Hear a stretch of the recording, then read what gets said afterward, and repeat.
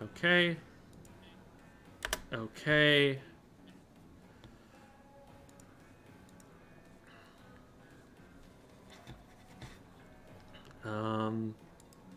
And now I'm going and retweeting.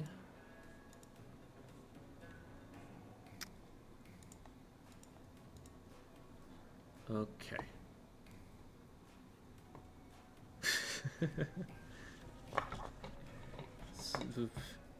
There we go. I was looking for the EA Sports. Excellent, excellent teamwork. Good stuff, guys.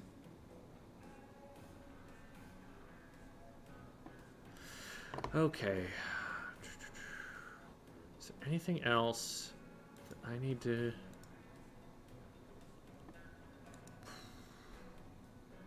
What I should definitely do, though, is have that highlighted. Okay. And that way I'll know. Is there anything else I need to remember? I think I'm good. Alrighty. Wow, we're already most of the way through spelling out capitalism in Discord emotes. Wow, I cannot believe that almost every letter of that word is unique and not repeated. Huh. Neat. Well. Welcome, everybody. Welcome, Bad Gamer and Aubrey Amori. And I just have to say, the EA Sports at the beginning was perfect. And hello to Charmer Boy and Salt and Bayonetta User and Sephiroth and Phantomu. Ah! I got jump scared. And Splitter Triplets and Geo and Osmosis and Unlocked Ocean and Splash of Azure. And Stream Elements. Oh, crap. Ah! I knocked something over. I apologize. Don't worry, nothing broke except my composure. So Stream Elements, they're a thing now. The sponsorship is with both them and HelloFresh. They kind of work as it was sort of like a middleman sort of group between me and HelloFresh, which is interesting and a neat business development. But and hello Specs and Cat Loaf Man and Big Mama Pig and Sky Yoshi and Mateo and Bear and Steph. Sponsor. Yes, sponsor. And Unexist Plus and Zach Spades and Blue Clay. The English teacher has learned to capitalize. And Ram, hello. And Daniel H. We need a day one user guide from you. I'm a noob, but I want to play more competitively, but the game is a bit overwhelming. Sure thing. So today I'm going to be teaching lessons for the most part, but I'm sure there's a lot that you're going to be able to pick up from it. And I try to generally use language that's understandable to people of all sorts of skill levels. We'll be working with Igor today, who I believe is B rank, if I remember correctly. I think I'm C rank, actually. C rank, okay. Yeah, C rank. So that's the lowest rank that you can be, and not necessarily the lowest, because there's like C minus, C, C plus, but like that range is the lowest letter that you can be at, so that's pretty close to the starting point that you're at, so that'd be a good place to be coming in from. Depends on the weapon that you're using, of course. There's a lot to it, but... and welcome Bad Gamer and Livid Livy and Joinks. Cafeteria meme. Well, I'm sponsored by HelloFresh. It's food. Food is the sponsorship. So, oh my goodness, there are already so many of these things. So, really quickly, I'm cooking food right now. Whoa, this is so relevant to you as a human being. So, really quickly, just a quick explanation of what's going on the stream today, because it is sponsored. There are going to be ads that I will be reading. That they will be from my authentic voice, you know. And so what I'm going to do right now is I'm going to set a timer. And when the timer, this timer is the capitalism alarm, okay? So when the capitalism alarm rings, I am contractually obligated, but to tell you about my code. So what's going on here is it's a sponsorship with HelloFresh. Stream Elements made the new widgets that you're seeing on screen and stuff for HelloFresh, and then HelloFresh is who is actually sponsoring it for me. HelloFresh is a meal subscription company, so you sign up and they will send you boxes full of the ingredients that you need to make meals, and they're like pre-measured for you. It's a lot faster than having to actually make it with like groceries that you buy. You don't have to like chop it, measure it, that sort of stuff. It should already be like all set for you. And they send you those meal packages, like maybe like 7 of them in a box, for you to be able to cook. And the idea is that it's pretty comparable in price. I've heard some people say that it's cheaper and some people say it's more expensive than groceries.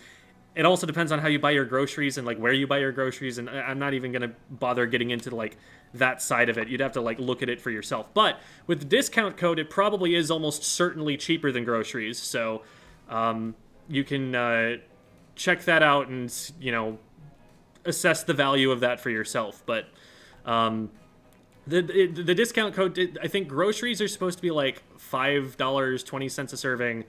And then the discount code will bring the first box down to $3.99 per serving. And the default rate for HelloFresh, once you get past the discount period, is like $7.99 per serving. So if you've ever wanted to try it, you're going to be able to get the subscription for less than you pay for groceries. And it'll also be supporting me if you do so. So if you were interested, for example, in like donating during the stream or something, I'll probably actually get more money if you sign up for a HelloFresh subscription, and while that's somewhat of a financial investment, remember you're also getting that instead of having to pay for groceries, so it probably ends up being worth it in the long run. So that's my pitch, and I will be adhering to the capitalism alarm every so often to remind you about that code. So that's what that's all about. So hopefully that doesn't feel too intrusive. If it ends up being like mega cringe and nobody likes it, there's going to be this stream, and then there's going to be a stream a week from now where I actually like eat the food and like show you the food that I order today. Because today I'm going to be deciding what food I want to order, and then next week I'm going to actually be eating it and being like, so here's what I think of the food. And that's all there is to it. It's just those 2 streams. Hopefully it's not too intrusive, doesn't get in the way, doesn't feel too weird. I would do a cooking stream, I just don't have the cameras to do it. But honestly, part of the reason that like I'm taking the sponsorship is to get to the cat cam faster. So that way I'll be able to do things like a cooking stream, because I'll have a camera that I can move over to the kitchen, and that it doesn't have to like clip to my computer the way that the webcam currently does. And that way I would be able to do a cooking stream. So that's part of the help there. Yep, capitalism stream, exactly. So anyway, capitalism, but for cat cam, maybe this isn't so bad after. There we go. Is HelloFresh funding? HelloFresh is giving me money based on the number of new subscriptions that are using my code.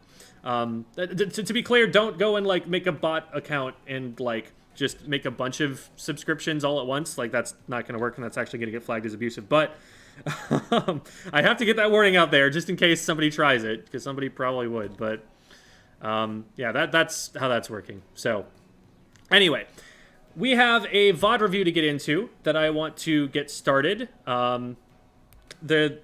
Especially since we'll be having the capitalism alarm go off every so often.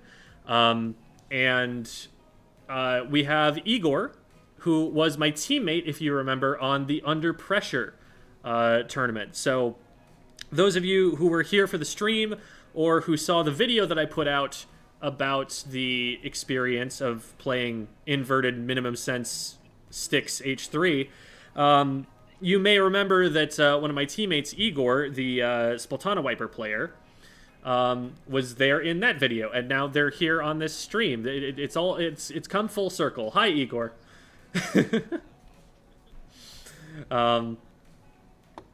So we're going to get started with a replay code that Igor has sent. Igor, I can't believe I got away with never actually using your pronouns on the stream. But what are your pronouns? It's just like he, his, you know. All right, he, him, got it. And then you gave me, it looks like 2 different codes. We might only have time for one in the hour, so which of the 2 would you prefer to go over? You said one was the best and one was the worst. Like, which one do you want to put the best on so you can learn, you know, what more you can do besides your best, or do you want to go for the worst so you can fix mistakes? Yeah, I think I'll go for the best one. All right, sounds good. So let's get moved in here. And I am also, I'm still not completely sure where to put the little HelloFresh button, because I was going to put it in the upper left, but then I realized that covered up the Discord. You know, maybe I'll put it in the upper left and then move the Discord piece someplace else. I think that makes the most sense. Because I want it, like, in a place where it's not getting in the way of gameplay. And then this is smaller, and so I can shift this down to, like, here. Maybe, like, right over my head. Yeah, I like it right over my head. And then hopefully that's less intrusive. Is this... Oh, yeah, that's getting cut off. Whoops. Hopefully that's enough room for it. If that's not enough room for it, we'll have to see. But I think that's enough room for it. Okay. Anyway. So we need to get this code in. So we're going to go R and R0 FHGJ UD4A and ELD9.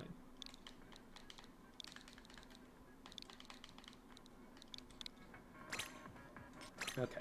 And this will be a match that features me, so I can actually comment on what was going on there myself. I like how it's like, ooh, so secretive when, like, that H3 is literally me. Anyway.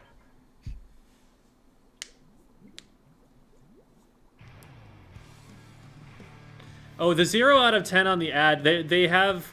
I guess they set up a goal for number of new subscriptions, which... It's just like a like sub goal or something that you would see on, like, other streams.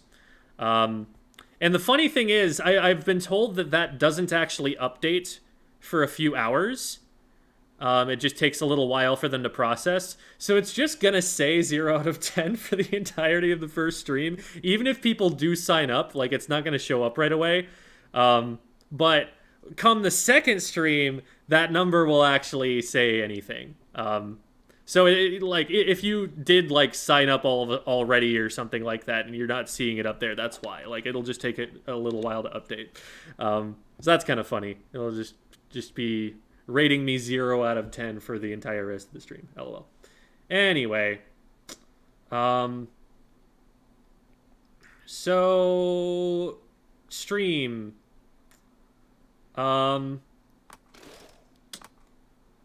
So... With our comp here, the weapon comp, and I'm saying this, you know, including myself as a part of it, what I wanted from us was just to do our comfort picks, to play what we were most competent on technically. There's a lot to be said about which weapons you choose in a competitive environment and how they should complement what the rest of your team is playing. But at this level where we're still getting used to things like callouts, we're still getting used to how to play with each other, I wanted is...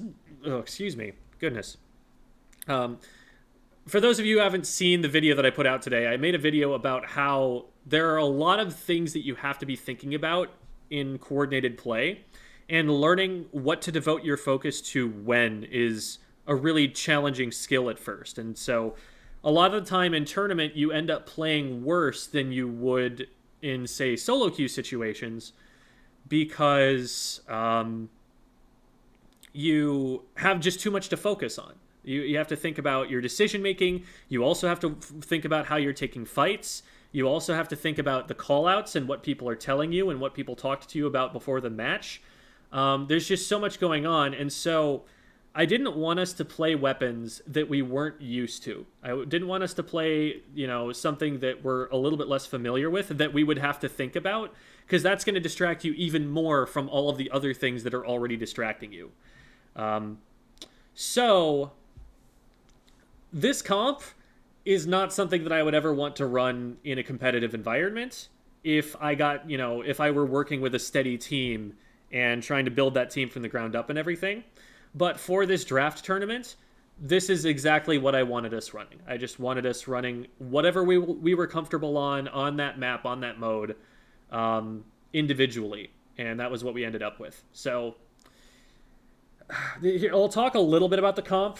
I was forced to play H3. I had no choice in that matter. H3 has no bomb. It has a special that does not synergize well with it. And the main weapon is very aim dependent, and it's a main weapon that I'm not used to. So there are a lot of reasons why I would not choose an H3 normally. I would also not choose to go inverted sticks, -5 like I was, but that was a condition of me being able to compete in the tournament. So we're going to move on from that one. But having Tacticooler, it benefits us to have some really aggressive weapons, and we actually did. We had Knee playing the splatter shot, which is... Knee is a really aggressive player, tends to flank a lot, and is mechanically skilled enough that at the level we were playing was often able to kind of pop off and get a lot of splats that way. Alula is playing a more supportive role on the Aerospray here, just painting a lot, getting a lot of Booyah Bombs, and a lot of those Booyah Bombs did come in at really good times, so that was definitely a plus for the comp. And then Igor, who we are VOD reviewing, was on the Splatana Wiper, which is also a very aggressive weapon, something that you're going to be not necessarily... You're not going to, like, dive into the enemy team and commit hard to fights, but you're going to be always right at the edge of their range, poking at them and harassing them as much as you can. And that's kind of the general game plan with it. So here we go. We're rolling out. In Clam Blitz, it's not the most important thing to roll out as quickly as possible into mid, like it is in, say, Rainmaker or something. But it is important to get mid control when you can. You also want to be kind of painting your way into mid and collecting clams as you go. So it's probably the slowest rollout out of the three modes. Like, in Tower and Rainmaker and Zones, the objective is right there in the middle of the map from the very beginning. In Clam Blitz, the objective, like, you have to start by collecting clams, and you can't play the objective until you do that. So it makes it take a little bit longer to get into mid, and it's a little bit less important to rush into mid as quickly as possible. But you still want to be getting into mid fairly quickly so that you can control mid, because controlling mid is always valuable. It makes it so that you have less time before you can get to the enemy basket.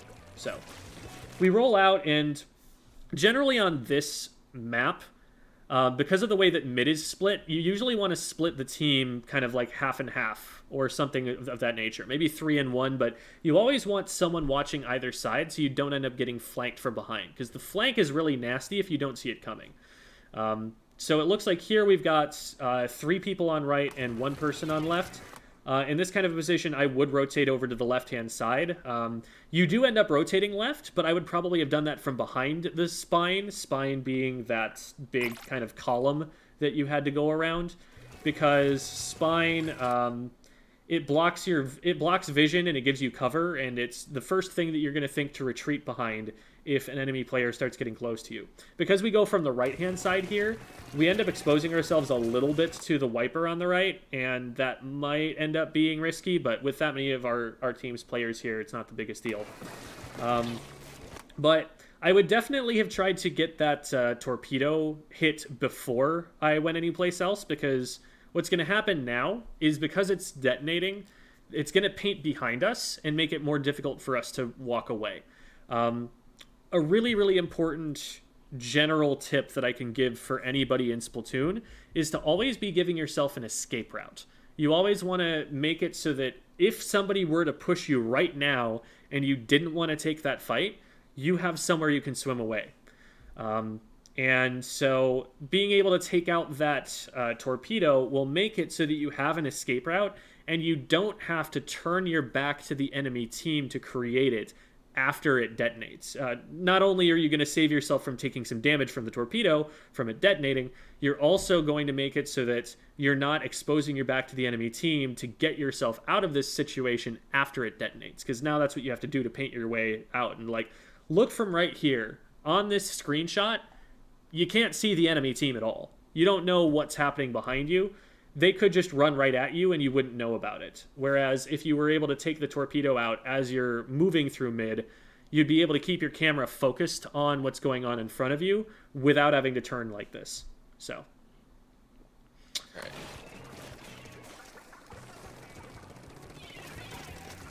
All right. All right. Chat says, I won't lie, if Jem was my teacher, I might actually pay attention. Here's the thing.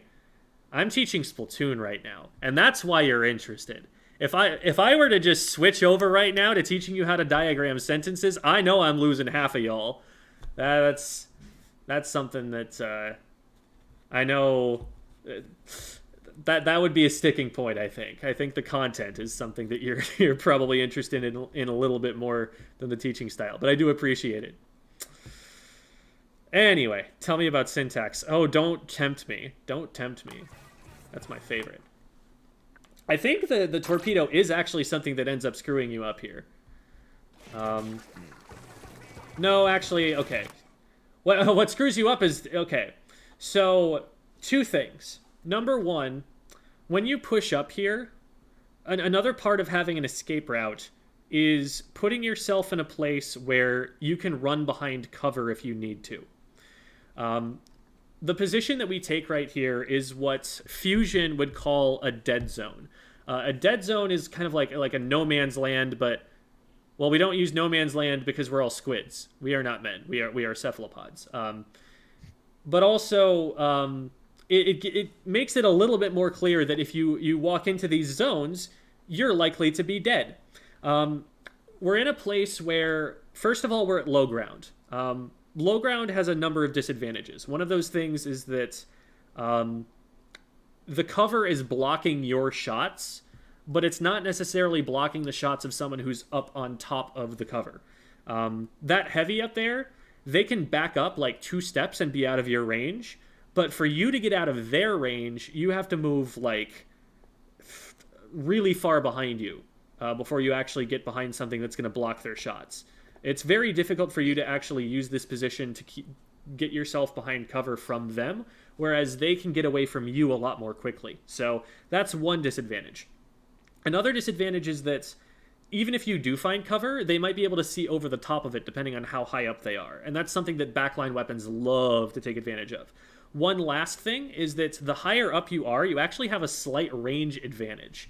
You actually have the ability to hit someone who has the same weapon before they can hit you because of the way that fall-off damage works. So all of those things put you at a slight disadvantage. And at some point, you're going to have to push through this area to get to the other side because that's how you play the objective and that's how you push the enemy team back. But when you don't have a lot of information about the enemy team's positions and they're all alive, we haven't gotten any of them down yet, putting yourself down here is a bit risky. You might want to lead with a torpedo from a little further back, especially so that you have cover that you can hide behind when the heavy does show themselves here. Because right now, at this point, you're completely stuck. There's basically nothing you can do. There's a torpedo that's revealing your location to that heavy, and you're not going to be able to splat the heavy in time because the heavy has way more damage per second than you do. Like, it's not even close how much faster that thing is going to splat you than you can splat it. So there's really no way for you to win that fight at all. They're going to be able to get you. And so they do. When we started off this set, I remember we were talking about how, okay, they've got a splatling, So we need to make sure that we know where the splatling is before we go in on anything. And in a tournament, the very first time that like you're probably playing a tournament, I totally understand if that went completely over your head, or that you forgot, or that you got distracted by the time you actually got into the match and weren't thinking about it. But that is the principle that I was talking about, and that's how you would have survived this. It's if you would have known where the splatling was before all of that got started. The capitalism alarm has gone off, and so really quickly, this stream is sponsored by HelloFresh. For those of you who got here late, I have a HelloFresh Discord code. Use my link. So it's the link that you can get by hitting !HelloFresh in chat, or go to HelloFresh.com and use the code, which I believe is on screen, POGHF31073. So it says POG in it. I mean, come on, they're gamers. For 21 free meals plus free shipping. So, time to reset the capitalism alarm, and then we'll be right back into it. Okay, capitalism alarm reset. Thank you. So, it's for the cat cam, guys. It's for the cat cam. Anyway, that's what I was talking about at the beginning of the match with regard to the heavy. If we're aware of where they are before they start firing at us, that's how we survive them. Because they can't keep firing for very long. Once they've fired their shots and like missed and not done anything with that, that's when you have the opportunity to move in. So as soon as they've used their charge and they don't have it anymore, that's when I'd start trying to move in on that left-hand side, throw a torpedo at them, you know, get them to where they can't get the charge up again and they have to back up. So that puts us in a one-down situation. It looks like Knee goes down as well, and we're forced to back up. Alula isn't able to back up either, but at least we trade the dapples on the way. So right now, we're in a 2v3 situation, effectively. Because Knee went down earlier, so Knee is still respawning. It looks on screen like it's 3v3, but remember that Knee is on respawn, so it's just the two of us. So you'll see me backing up a little bit. I'm not going to be playing super aggressively right now. Are you aware that with Tacticooler, you have to be standing to grab the drink? Yeah, that was something I discovered like halfway through the tournament about Gotcha. it. Yeah. So that's something where, like, if I put the Tacticooler up and you want it, then you can't just swim by it. You have to actually be up out of the squid form to be able to grab that, which... There are definitely times where you may not even want to grab it because you may want to be able to maintain your stealth. Because that little... let's see if you can see it on my character. I'm around the corner. Okay, you see the little, like, purple arrow thing that's to the right of me? That's actually visible to enemy players, too. So when you grab it, even if you're hiding in your ink, they're still going to see you. It's like you've given yourself a point sensor. So that's something to be aware of, and there are definitely reasons just not to take it if you think that you're going to get more out of stealth than you are out of a 3-second respawn timer, or really fast super jumps. So, something to think about, but moving on from that, the team is starting to get back in. At this point, with me and Knee being up that far, I would be starting to push up a little bit further too, just as far as we are at least, because if we get into a fight, and you're not in position to be able to help us with that fight, we're basically at a numbers disadvantage, even though we don't have to be right now. Like, everyone's back up, and Alula is on her way back in. I think they were her. I think I saw that in their Discord. If I'm wrong about that and I'm misgendering you, I do apologize, Alula. But that's what I believe I remember their pronouns are.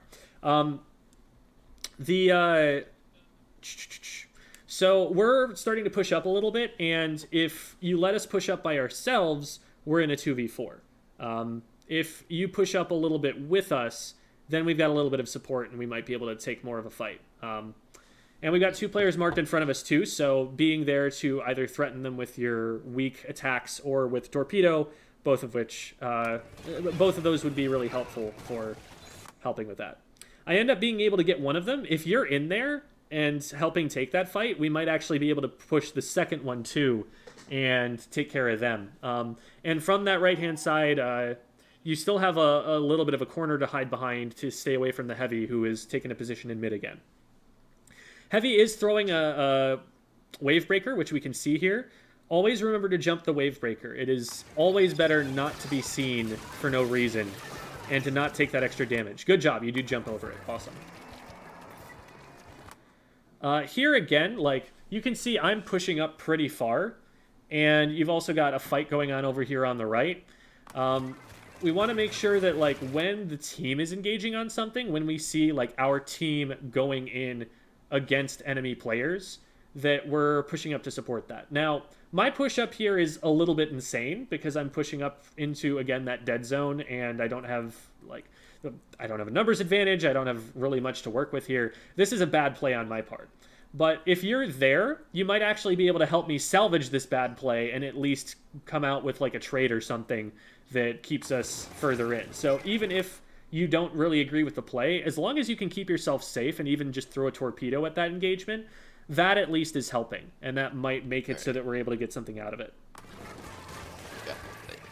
I like that you're focusing on the heavy here. That's something that is a threat if it gets in, and it's something that you were in a position to stop, so that's awesome. Nice. I like that you're taking this fight. And if those shots land, then you absolutely have that pick. Like, I think you made absolutely the right decision, and even though you don't come out with the pick here, aim is just always something that you're working on, right? Yeah. It's something where, like, me sitting here and being like, oh, well, you should have aimed better, forehead, like, that's not going to teach you anything. That's not a useful thing for me to say. So you can look at this and be like, okay, you know, these were shots that I theoretically could have hit. I do want to keep working on that in the training room. But you're just always going to be working on your aim in the training room. It's always going to be something that you're trying to make sure you're doing well. I have some videos on aim drills if there is something in particular that you'd like to learn about how to do that better. Especially, like, do work on hitting moving targets and not just the stationary ones. That is a really good thing to make sure you're doing. But overall, I'm not going to comment too much on aim because it's something that you already know. Anyone could be doing better. The best players in the world already know that they could be aiming better, and they're always working on that. So it's just not something I talk about a lot. Oh, you were actually super close. You hit 3 shots on them. The fourth one, they weren't shooting at you. I don't think you were threatened by them, really. So you probably could have just taken that 4th shot there before you tried to back up and see if you could get the splat there.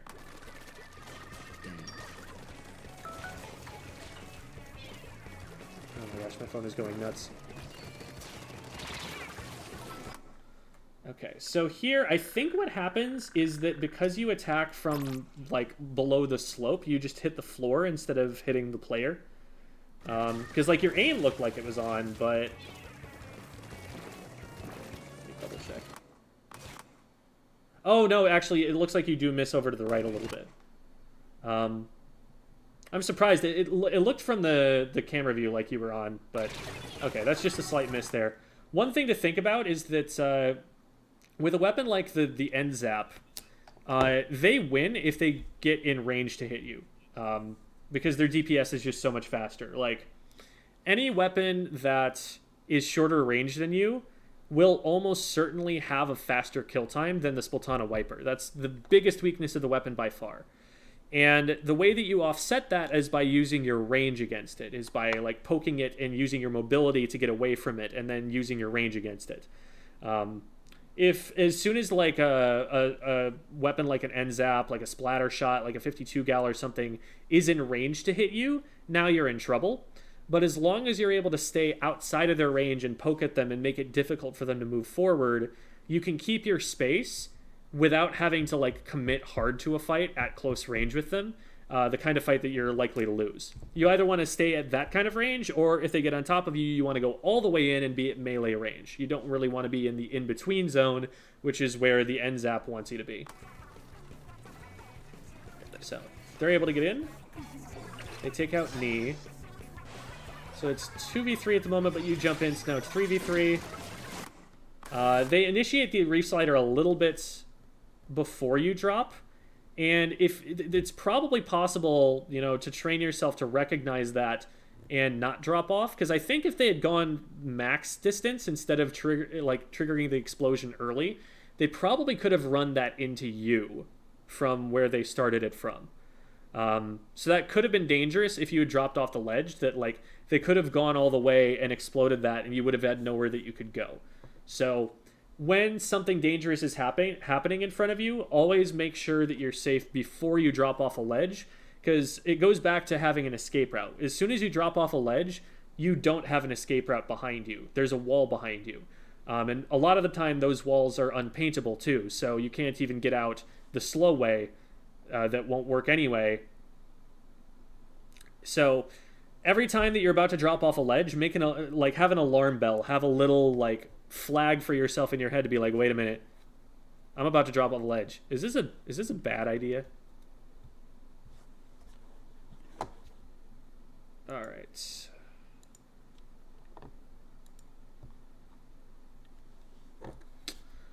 Spammer deleted. Anyway. So from here, this is really dangerous because there are just like 3 people on the enemy team that are right in front of us, and we don't have a lot of teammates that are distracting them from you either.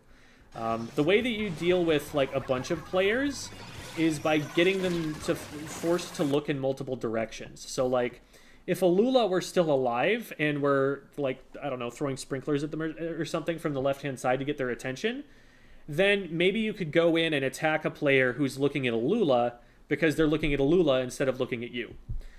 Maybe if someone were on the far right-hand side getting the heavy's attention, that would be an opportunity for you to go in and hit some shots on them. But right now, the only thing that anyone on their team has to look at is you, because you're the furthest forward, and there are a bunch of them. So this is a fight you're likely to lose, and this is a position that you're going to get forced back from. The only way to stay safe here is to back up. And collecting that information, like, to come to that conclusion is the hard part here. Like, once you're able to recognize, oh, this is a 2v4 and I'm furthest forward, you know what to do. That's just really intuitive. The challenge is that before you get into that position, you want to already know you're going to be in that position. And that's really what, that's why, like, top-level players make the game look so easy. Because you'll look at a top-level player and you'll be like, oh, that was just really smooth. And they just won. It was just like that. It was that easy. And what's hard to really communicate for them is all of the thinking that's going into putting themselves into those winning positions. The hard part is seeing the game. And as long as you can see the game well and know what's going to be the case on the screen maybe 3 seconds ahead of time, that's how you're going to be able to keep yourself safe. And so the way that I talk about training yourself to do that is anytime you get splatted, look back at that replay and be like, okay, 5 seconds in advance, maybe even 10 seconds in advance, what warning could I possibly have seen on screen that would have told me before I went into this situation that it wasn't safe? And then train yourself to look for that warning sign so that instead of being like, getting yourself splatted a bunch of times and being like, oh, that was silly, I should have seen that coming, you're actually working on seeing it coming instead of working on telling yourself you should have seen it coming, Yeah. That was a really good bomb. That actually saved us from getting scored on, because I was not hitting shots on that player. So I went down right there on the spot that you were dropping to. That's another situation, like, your teammate going down is one of those alarm bells. As soon as you see that X on screen, or as soon as you hear a player being splatted, immediately be like, what just happened? Is that player still there? Because as soon as I go down, without trading back, you know for a fact that somebody on the other team was close enough to do lethal damage to me. Now, that could just be that the NZAP threw a bomb at me, but it could also be that somebody is in the area right now. And surprise, here they are with this Splatana. Yeah. Now, they miss enough shots that you were actually able to force them back in that engagement, but it's also... I like there's a boot in the air. That's funny. It's also a really common situation that you run into where somebody runs around a corner because it lets them heal up, it lets them set up an ambush. What they easily could have done is instead of running all the way backwards around this corner, they could have run just far enough that you can't see them anymore, started charging the melee hitbox, and then dashed around the corner and one-shot you as soon as you followed them. So whenever somebody, especially with a one-shot, runs around a corner like this, try to take the corner really wide. Try to, like, instead of being very close to the corner that you're moving around, try and stay, maybe 10 steps back from it, and turn your third-person camera around the corner so you can see them sooner, and so that they aren't as close to you when you get around the corner. And that way you're going to keep yourself safer as you come around. Here, they just end up using the opportunity to heal up and get their aim on, and that's also a pretty valid reason for them to do this. If you get around the corner and you realize they're hitting shots, over time you want to start developing the habit of recognizing, okay, they're hitting shots before I am. I should just go into squid form and duck around the corner myself and use that for cover and heal up.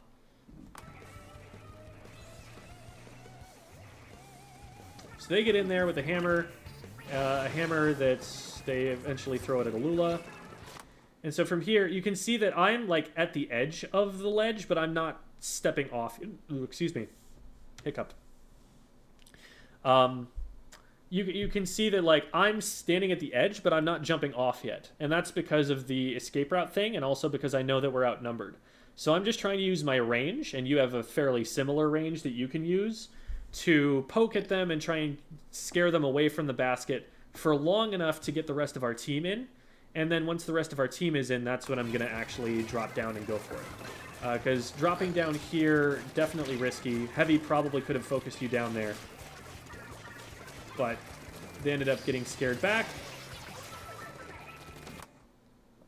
I'm noticing a lot of, like, moving backwards and forwards at this kind of range. It feels like you're uncertain about whether you want to go in or not. Would you say that that's descriptive of your movement here?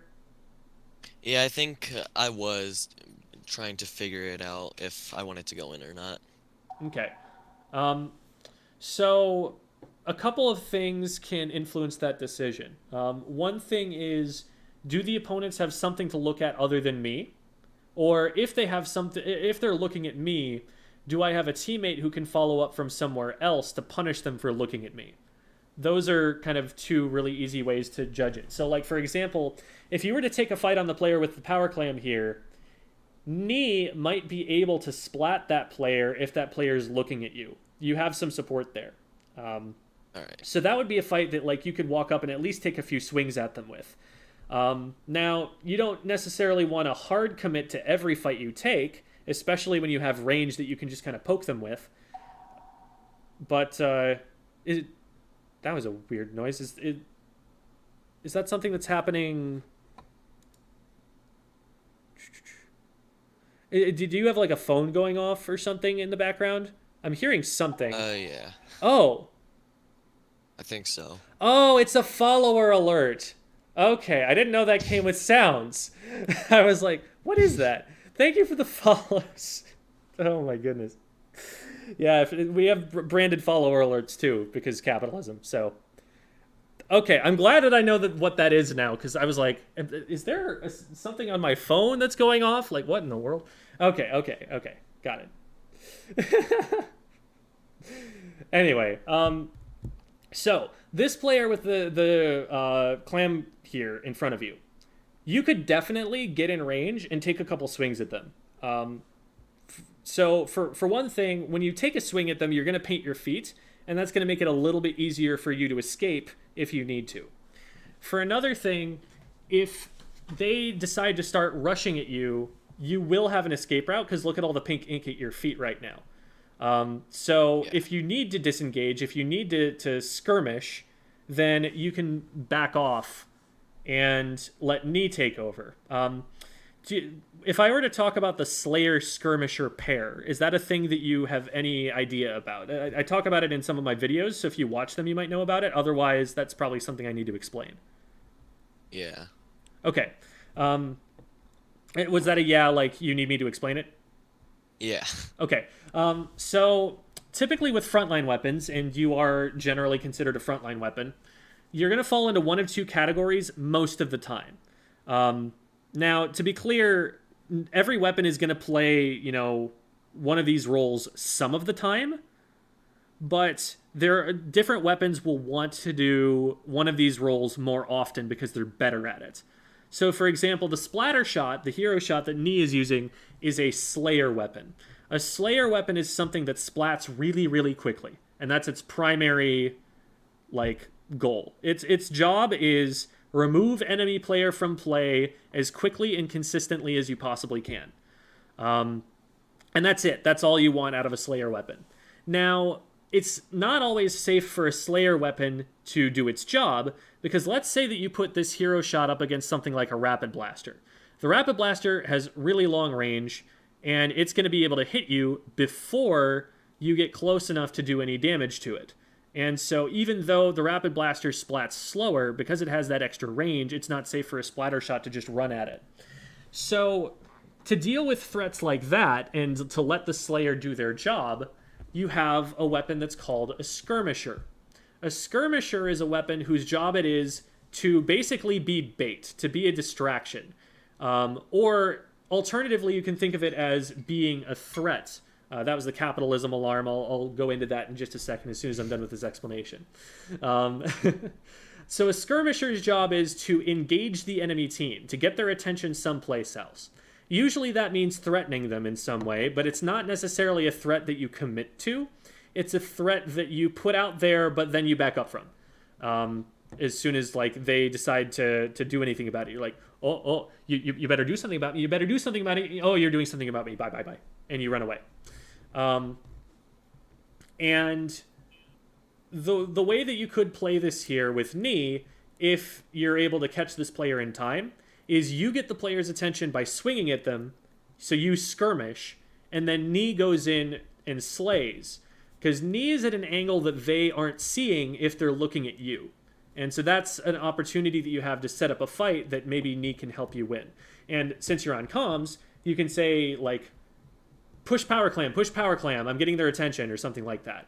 And that would be a way that we would know that that's the player you're targeting, and that'd give us a good chance of getting them down. So that's kind of how teamwork works. Basically, the root of all teamwork is shoot at the guy who's shooting at your teammate. And if you can pull that off, then you're doing okay.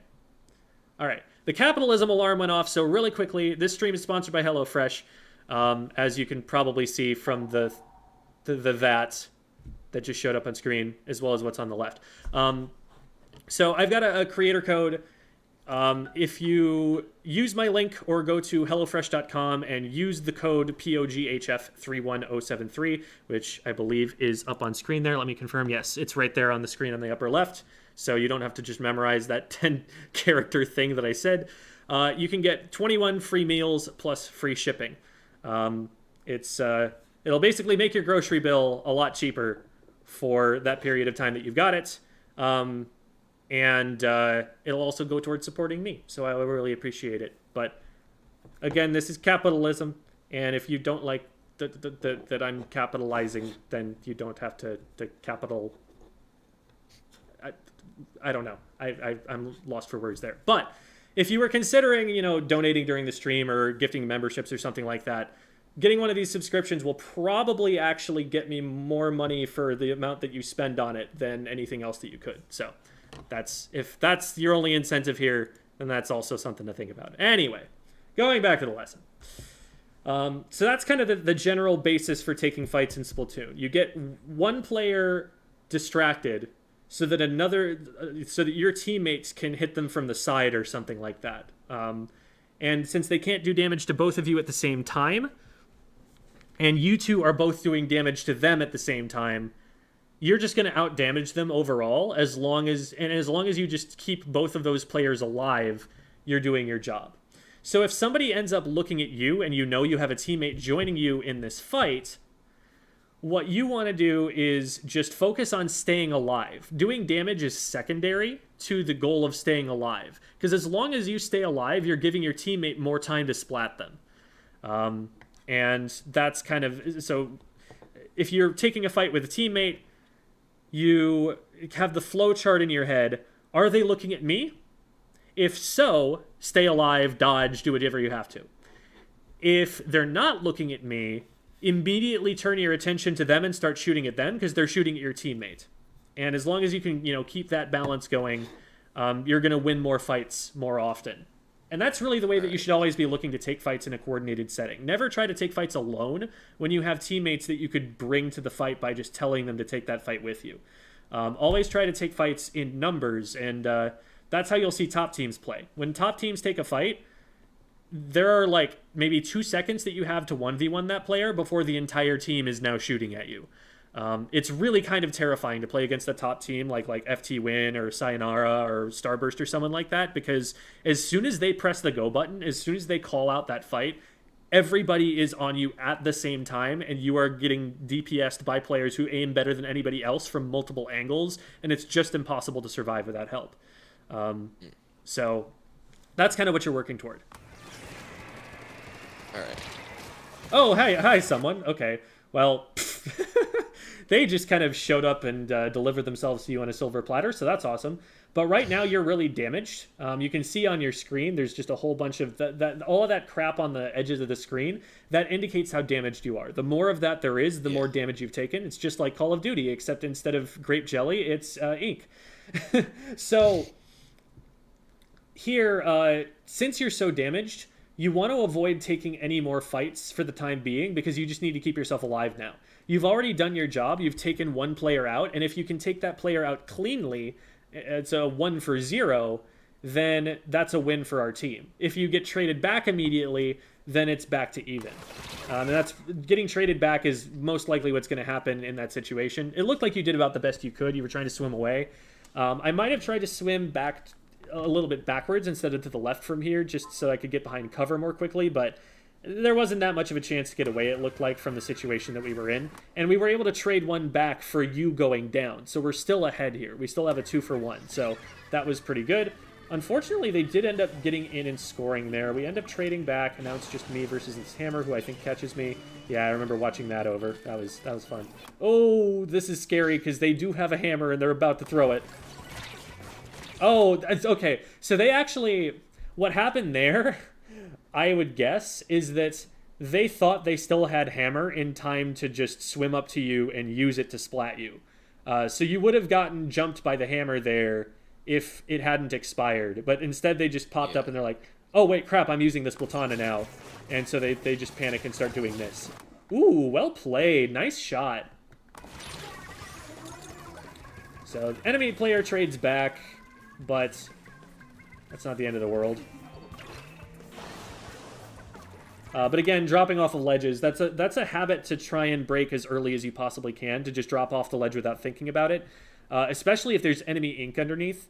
I have a whole video that goes, this player is about to drop off a ledge into enemy ink. What do you think is going to happen? And in every single clip, they're dead in 5 seconds. It's very, very reliable that sort of thing happens if you drop off a ledge into enemy ink. So always make sure that it's safe before you drop down.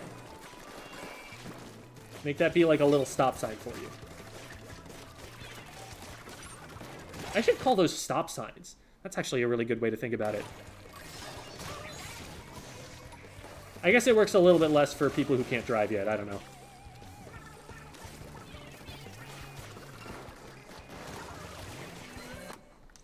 So here, it looks like we're trying to kind of like puppy guard the power clam here. And this is a habit that a lot of people develop early on in Clam Blitz. The thing is, instead of just sitting on top of the clam itself, you could sit further ahead of it and block their way to it. So instead of trying to splat someone as soon as they're picking it up, you're trying to splat them before they can even get anywhere near it. And that way you're going to be able to both take space and prevent them from getting the clam at the same time. That is what I would probably have wanted to do here, especially with Alula going into a fight in front of us. If you help Alula here, now this wiper is looking at Alula, and you're shooting at a player who's shooting at your teammate. And that, like we said, is the root of all teamwork. So you could have kind of pushed up onto the front of this ledge here, still been safe because they're shooting at Alula instead of shooting at you, and because if they turn to shoot at you, you can just go into swim form and back up, and Alula can take them out. But this way you would have been able to set up a 2v1 with your teammate, whereas instead it ends up being a 1v1, and since Alula doesn't have the range, Alula gets splatted in that, And yeah, you protect the power clam, but you have less that you've accomplished by protecting the power clam than if you had just pushed up and taken this fight with her.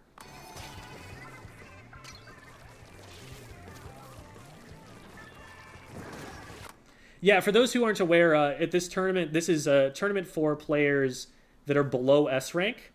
I am competing on this team only on the condition that I am playing inverted minimum sensitivity sticks with the H3 nozzle nose. That was a requirement for me to be able to compete. So that's why I'm in this game as Cole, and I am on the H3 nozzle nose. And so I'm doing the VOD review for my teammate. Nice. I like that you got the torpedo that time. Prevented it from detonating, because that would have been a bit of a problem. I also like that as it detonates, you're painting a little bit to give people escape routes back through the torpedoes, so they can escape those. There might have actually been a good idea to just move forward with the stamp. If you move forward at least to the corner there where the heavy's standing over, you can force them away from mid. Like, you're forcing them to make a decision to either drop down to the left or the right or get hit by the hammer. And that might have actually forced them away a little bit better. But it is definitely good to be safe here. The problem is when you throw the stamp, now you don't have any extra power over these players. You're not blocking shots or anything. And they have an open sight line on you and they're in range. So you're going to go down pretty quickly there against something like the heavy. Got it. I don't recommend using the stamper to just hold ZR and stamp often, but that might have been one scenario where it works. The way to actually use stamper most effectively most of the time is, if you're trying to use the melee hitbox anyway, if you're not just trying to throw it, you swim with it and then jump swing people. Do you know about that mechanic? I could drop out and show you that really quickly. Here, I'll grab a hammer weapon and show how that works. Alright. Just gonna charge with this.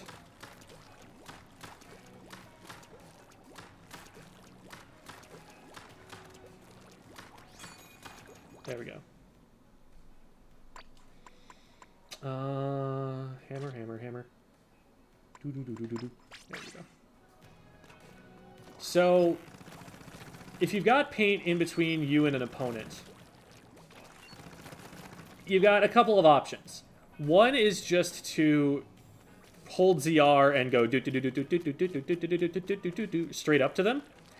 The problem with that is that you can't turn very fast while you're doing that. And so as you approach them, they will see this giant hammer moving toward them, and if they're smart, they'll move to the side.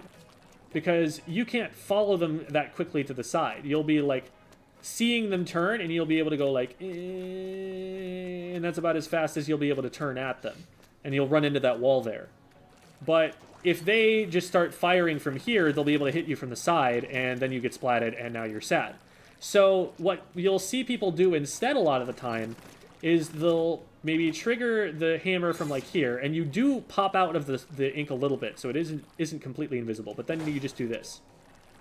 And from here, you can swim, you can do whatever you want, but then as soon as you get to the opponent, they don't know you're there yet, and you one-shot them before they can do anything about it. It plays a lot more like a roller that way. And that jump swing is much faster. It has, like, much fewer recovery frames at the end of it. So, like, here, if I want to stop and go into squid form, and then turn around and swing someplace else, I have to go through this whole startup animation again. Whereas, if I do the jump swing, I'm immediately back into the ink where I started that whole animation from in the first place. And so the whole process is faster, and I am getting into a position where I can protect myself much sooner. So that's the way that you want to use the hammer if you're using the melee hitbox of it. But what a lot of players will do, especially on a weapon like the Mini, is pop it, throw it, be at a safe distance, never have to worry about it. And you just kind of use it like a discount Trizuka. So both of those are very common ways to use it. You usually only want to use the big stamp thing if you're trying to, like, break a big bubbler or break a crab tank or something, or pop the Rainmaker shield. And even then, you don't want to do it for too long because you might end up accidentally damaging yourself that way. So. All right.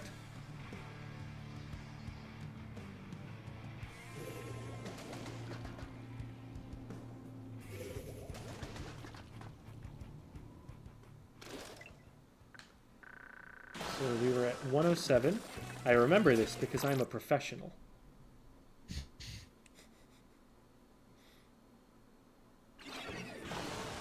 Okay. So I think this is where... Oh, I think this is after you got splatted for using the hammer, if I remember correctly. So it would have been the heavy that got you. Yeah, okay. This is that situation. So you respawn from how you use the hammer.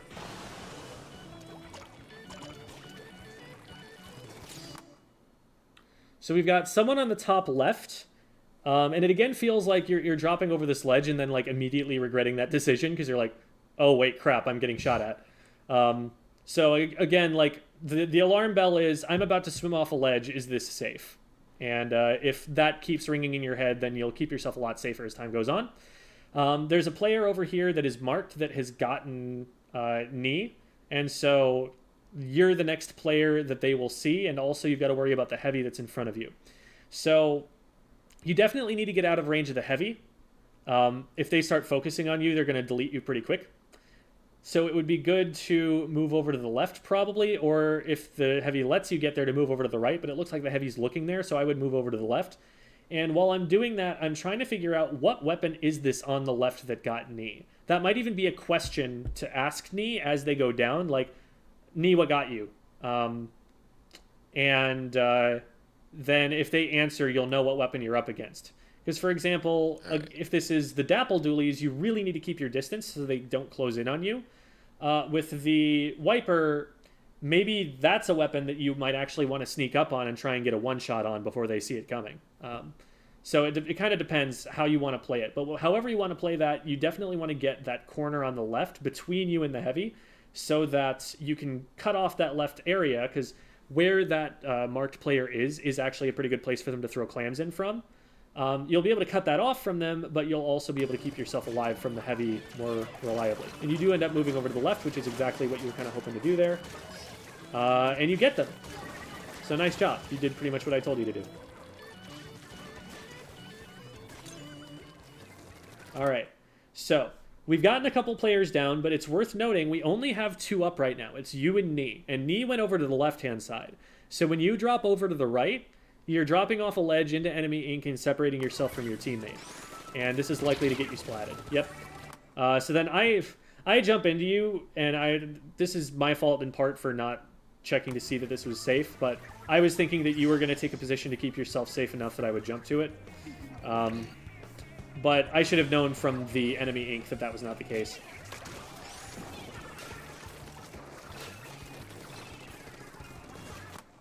Worth noting here, you do have a power clamp. And if the heavy is on the other side of this wall in front of you, they might peek out as soon as they see you come this way, as soon as they see that they've got an angle on you. So especially when you're throwing paint out in that direction where they can see it, that might alert them that you're trying to move to the right. So watch out for them to be... Yeah, and they were actually watching. They didn't take the shots effectively, but it's something to be careful with. Being that far forward in general probably wasn't super safe just because of how much paint they had. The ink is just a really good way to look at a glance and see where is it going to be safe for me to be. If you're too close to green ink, that probably means that there are going to be enemy players nearby, because why would they be really far back from that line of green ink if they could be forward in that green ink?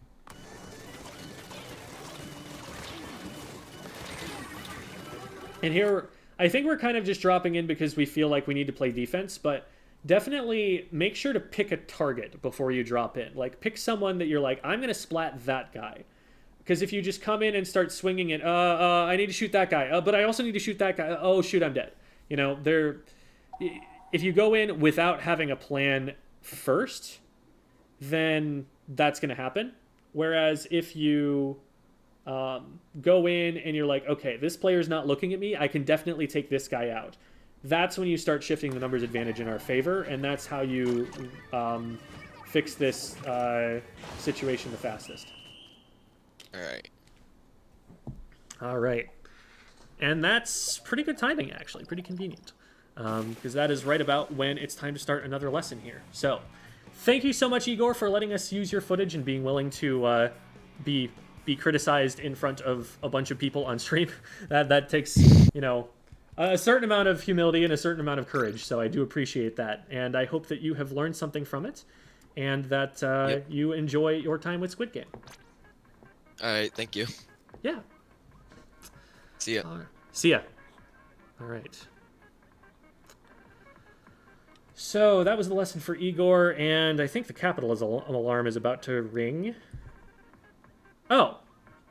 I forgot to start the capitalism alarm, but it would be ringing right now. So, for those of you who have not been around for me to explain it, I am actually sponsored by HelloFresh for this stream and for another stream next week. So I've got a creator code, and if you want to get some food for cheaper than you would get it with groceries, you can use that discount code and use my link or go to HelloFresh.com and use the code that's on the screen, the POGHF. It says POG, guys, POGHF 31073 for 21 free meals plus free shipping. The way that the 21 free meals breaks down, I believe, is you get a certain amount for a subscription, and 21 of those are free. So that's how the discount plays in. Like, it won't be just like completely free food for using the code. There is actually a subscription involved, but because of how cheap the food is, it is still going to save you money on groceries. Like, I've done the math out, and generally it's like $5.25 is what people are saying for a typical amount per serving if you buy groceries, and this takes it down to like $3.99 or something. So if you've been interested in like supporting the channel or something, that would be a way that you're basically doing that for less money, but also I'm getting more for it in exchange. So just putting that out there as an idea, and that's all the capitalism that I'm going to do until 20 minutes have elapsed and I do capitalism again. Okay. Next up, we've got a lesson for Vlogmas Prime, who I believe has a team, because this was a 2-hour session that they booked. So I forgot to check in with them before the stream started. I will look up what their Discord name is on. Okay, it's Vlogmas. Let's see if I can find them here. And okay, they incoming friend request. Cool. So I'm gonna really quickly DM them to get them into the stream here.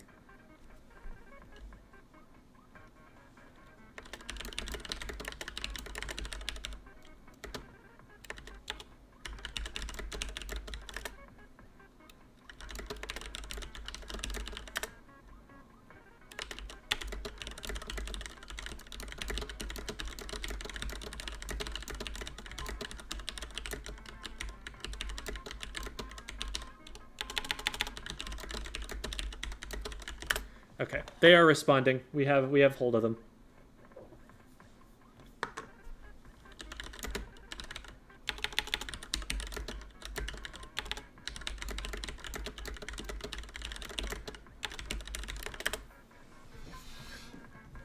Okay.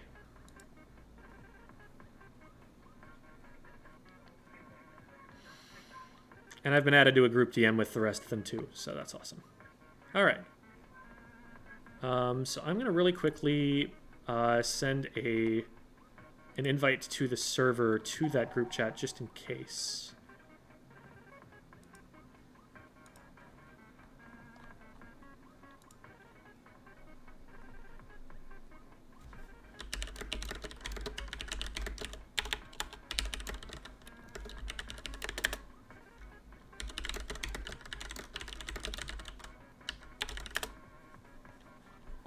Tappity tappity tappity tap.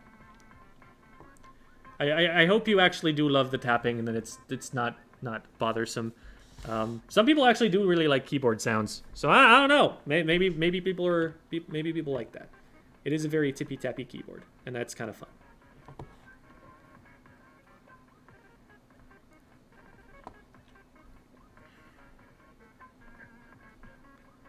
Okay. So we've got Vlogmas in here, I believe. Hello, Vlogmas. Is it Vlogmas or Vlogamus? Is it like Optimus Prime kind of thing? Either way, people call me Vlogmas. They call me Vlog. I made it when I was like 15, Gotcha. so I don't remember. Did you vlog? No, I just False thought it sounded advertising. false advertising. Exactly. Illegal. Yeah. Everybody said they would be good at 5. Okay. Our team is nautical nonsense. And If nautical nonsense be something, okay. Do you have a match that you'd like us to look at, or a replay code? we could.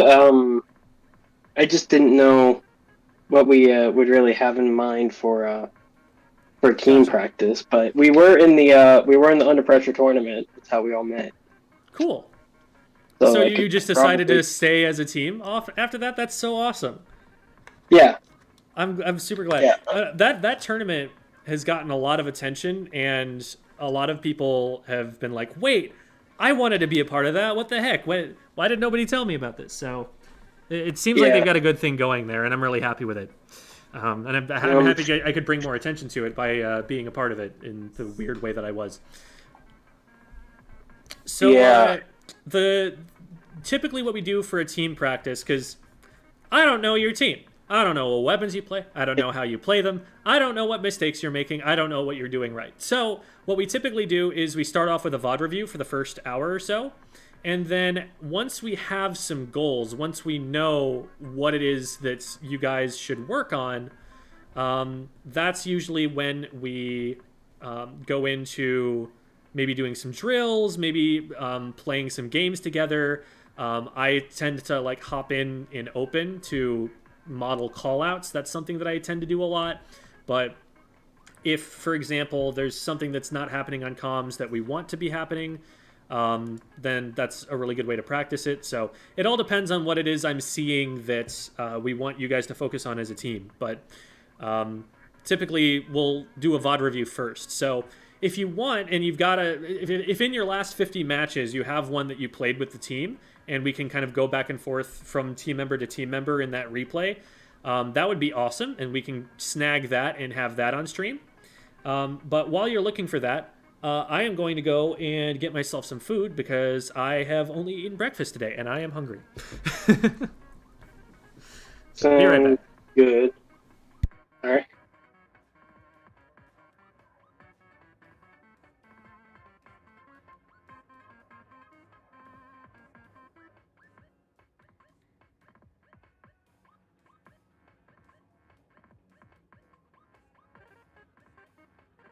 You get to chat with the one and only Pro Chera now. Yeah.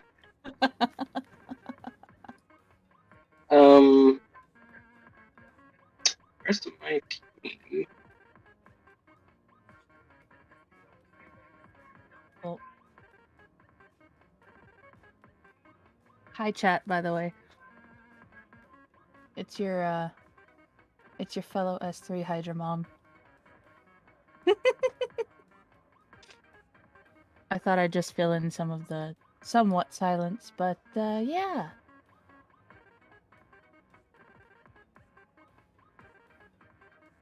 There you go. Welcome back. Something went wrong. Press the wrong button. Good old technology, right? Yep.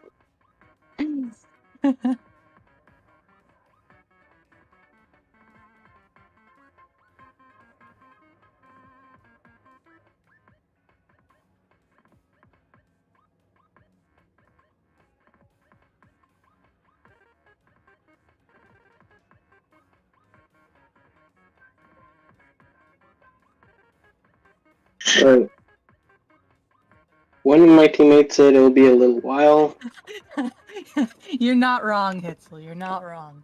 I did that in S2.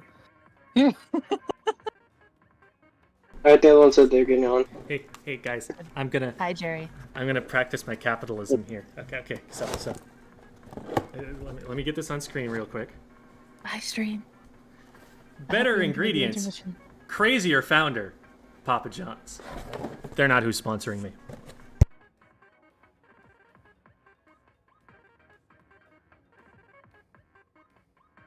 Right, well, my teammates said that they're getting on, so they should be here soon.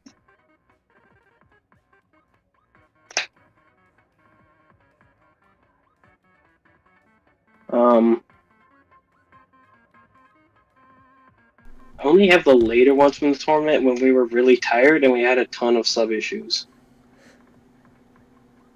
But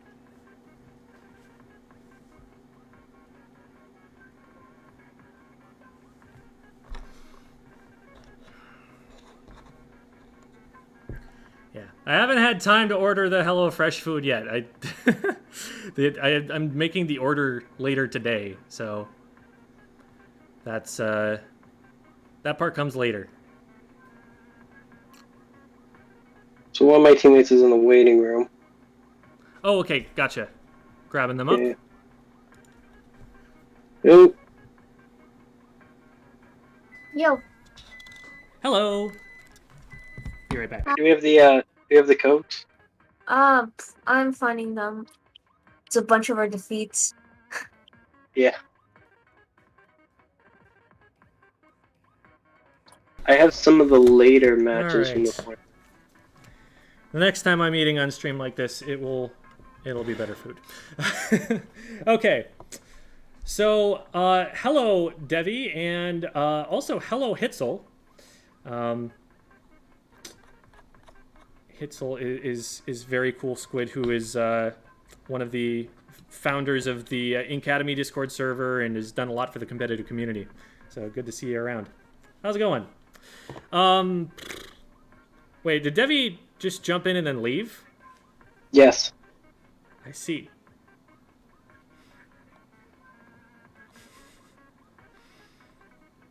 Anyway,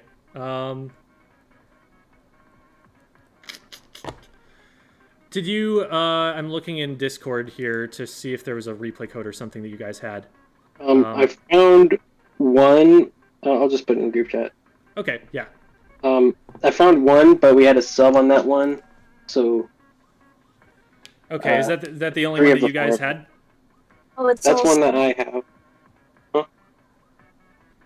If you have one, sorry, you're gonna have to tell me how to pronounce your name. I cannot figure that one out. You can say Guai, it's okay. Guai? Okay, Yeah. gotcha. So, sorry about that. So, Guai, if you have one that has the whole team or something, then that would be great for us to look at. Otherwise, we'll just go with this one. I'll get it downloaded in the meantime. I don't want to take like too long on pulling it up because I want to make sure most of the time is spent actually VOD reviewing and like learning things. ESB 9RK5. Yeah, I don't have any of the whole team. I think I lost it. Okay. Yeah, I mean, 50 matches goes by surprisingly quickly. Yeah. Oops. This should be a pretty quick match, though. Gem, what is your sign? Like astrology sign? So you're asking when my birthday is the question. All right. So who's the sub out of the team here? Well, I haven't seen their names yet. Lion is the sub. Lion, okay. Lion 784.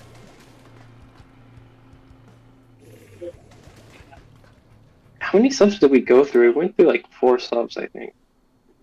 Yeah, 4 or You 5. make it I'd sound like say. you were like using them up or something. Busy. 2 hours. Here, I'm busy. Jem, what's your social security number? 7. And the credit card information, it's a credit card. There you go. That should be all you need to steal my identity. Okay. Right. Well, I've fortunately, actually... Oh, sorry. Go ahead. the three of us are now here. The three of us in the review or in the VOD. So that's good. Oh, the three... So, Guai is... Oh, yeah, Guai is here, and then... Oh, and Jasperium made it up. Okay, I didn't even realize that they made it up here. Cool. Yeah, it's just All right. So that's awesome. The people who are here are the ones who are in. What's your maiden name? That's... I play video games. You guys think I'm married? All right. So we got Lion on E-Leader. So we're going to be talking mostly about frontline, midline stuff here. And then... Okay. So... Guai and Vlogimus are playing the two best weapons in the entire game. So I have nothing to say about those choices. That you can play those on pretty much any comp you want to, and I'll be like, good idea. And then Dapple's Nouveau are very aggressive dualies. It's nice that they have the torpedo, but most players at a competitive level will say it's probably preferable to run the tetradualies for the improved range, the extra rolls, and the extra mobility on those rolls for playing an aggressive play style.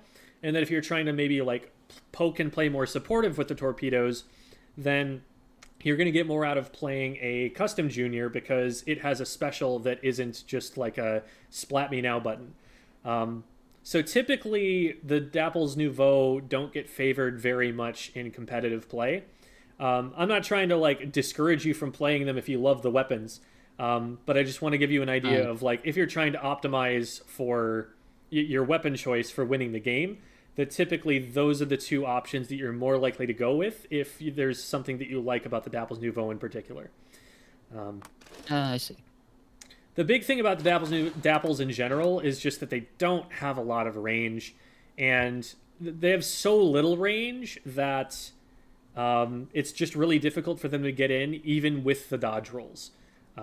Against something like a sloshing machine, like you splat so much faster than the sloshing machine, and it does not matter because the sloshing machine kites you so hard.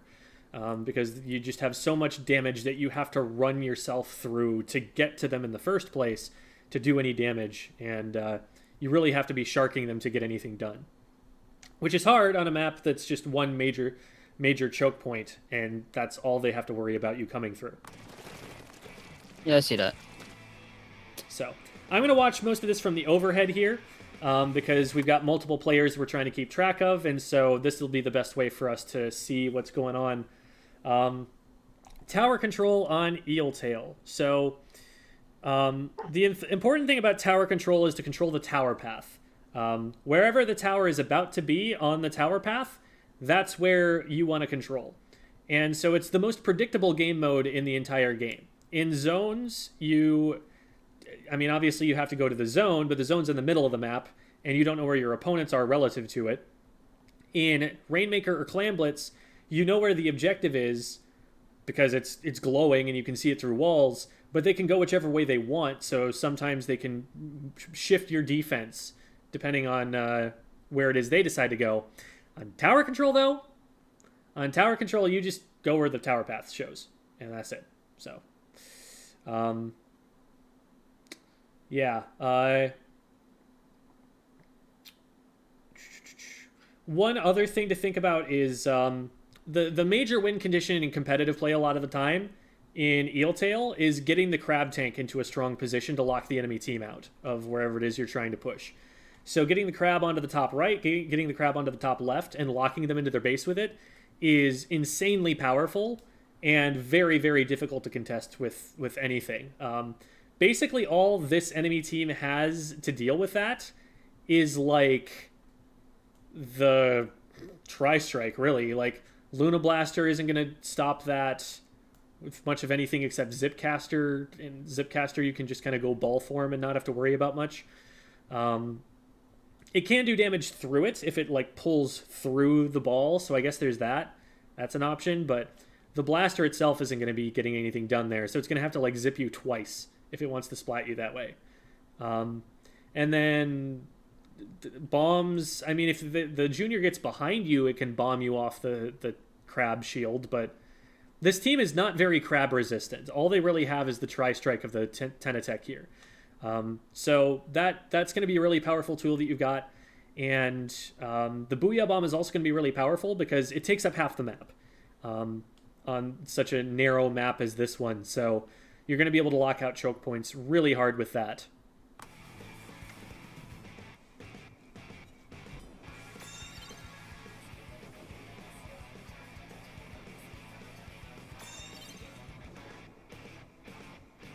All right, so good job so far.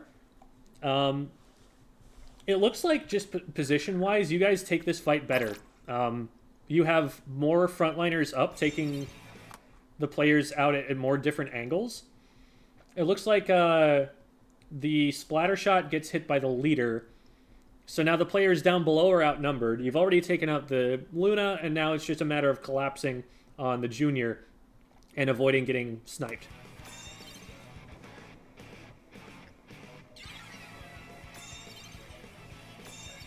And what's really nice for you about for you guys in that situation is that you have an E-leader, and they only have a splat charger. So your charger outranges theirs, and it can bully it a little bit. Your E-leader isn't in the call with us, so we're not going to have as much to say to them. But that's something that like you want to be calling out. Like, make sure you're keeping the charger down as much as you can, because if they're able to do that for you, then you're able to play in mid a lot more often because the charger can't do as much to you. You still have to worry about it, but not as much. So the junior ends up getting up on top of tower and popping a bubbler there. From here, we want to be shredding the bubbler, but also looking for opportunities to go after this junior because we just took 3 of them down, or 2 of them down. The only one left defending them is the charger, and so we want to press this numbers advantage while we have it, if possible.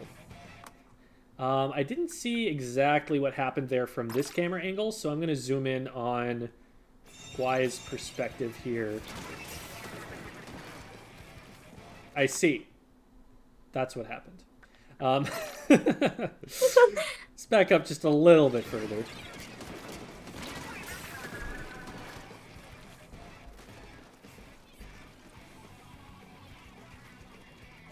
Okay. So Igor pops into chat and he's like, Jim, I think it's time for capitalism. And I was like, wait, did I forget to set the timer again? I look at the timer, 4 seconds left. I don't know if you guys have been watching the stream, but oh god, my camera is frozen. Whoops, 1 sec. The stream's a little bit delayed for me. Yeah, and that's also, I forgot to get the projection up for you guys. So this should fix it. Just go watch the Discord stream, and that'll be much closer to up to date. Although, come on, webcam, work with me here. But yeah. So There it is. All right. that's a lot more responsive. Awesome. Okay, so really quickly, capitalism alarm went off. I am on a sponsored stream right now, and so periodically I need to inform people that I have a HelloFresh creator code. The code is on the screen right now, and you can use that code. I think I also have a link down in the Twitch panels that you can use. But use that link below or go to HelloFresh.com and use code POGHF31073 for 21 free meals plus free shipping. Okay, back to the lesson. So, let's look at this here. Yeah. Whenever there's a charger, the very first thought in your head, wherever you position, is, if the charger looks at me, do I have something that I can be behind so that they can't hit me? That's the first priority literally every time there's a charger. And it gets to the point where I like really calling out basically every time the charger moves so that people know where the charger is and they can play around it. Typically the best answer to a charger as a weapon that doesn't like outrange it like an E-leader is just play on the opposite side of the map from the charger. Because if you put all of your members on the opposite side of the map from the charger, and they try to stop you, the charger can't hit you, so they only have 3 people they can stop you with, and you have the numbers advantage over them. In some cases, the map isn't wide enough to do stuff like that. So, like, for example, here, you just kind of need to play around cover. But there are definitely places you can play around cover that the charger can't see very easily. If you ever want to kind of get an idea of where to position, I would recommend that you go into recon mode on a map, grab a charger, and just like stand in the predictable charger places, the places where they always end up being, and be like, what can I not see right now? And if you can't see it right now, that's a great place for you to go. So. All Yeah. right. Mhm. I think that was my first time doing backline too. You were the sloshing machine, weren't you? Yeah. So sloshing machine is considered a midline weapon. Oh. Backline would be something like jet squelcher or longer range. Sometimes you can get weapons in the anchor roll, like something like a flings a roller or a nautilus, and those you would consider like a midline anchor. It's going to play similar to how a backliner plays, but on a midline weapon. So sometimes that happens. But with the sloshing machine, that's considered to be in between the two. You're not going to be taking the same kinds of positions that a charger would.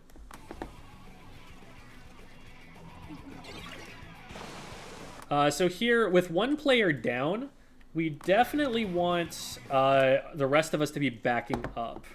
3v4s are just not advantageous to us at all.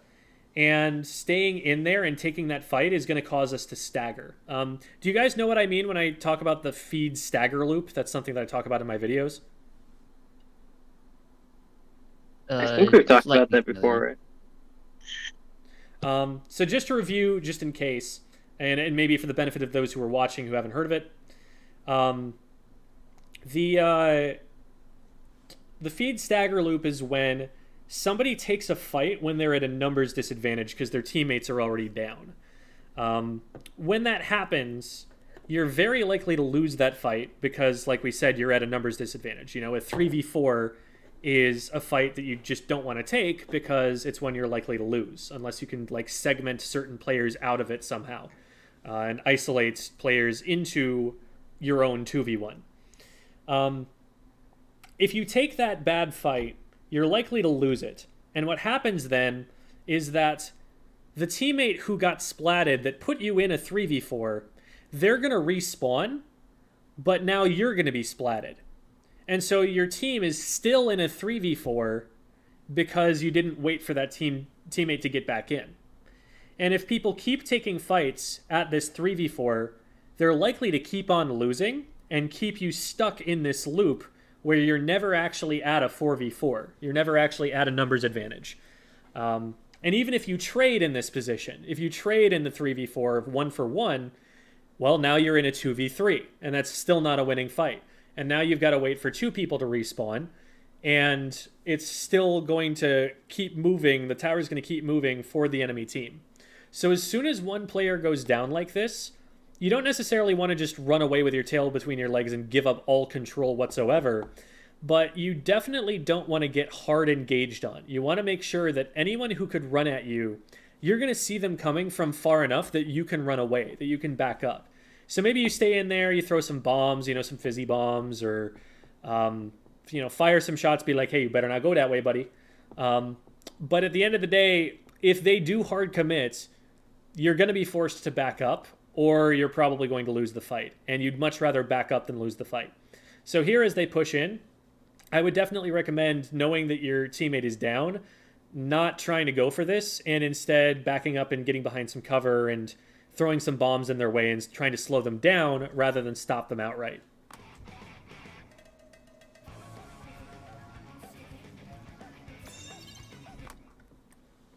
So I like how Guai comes out here.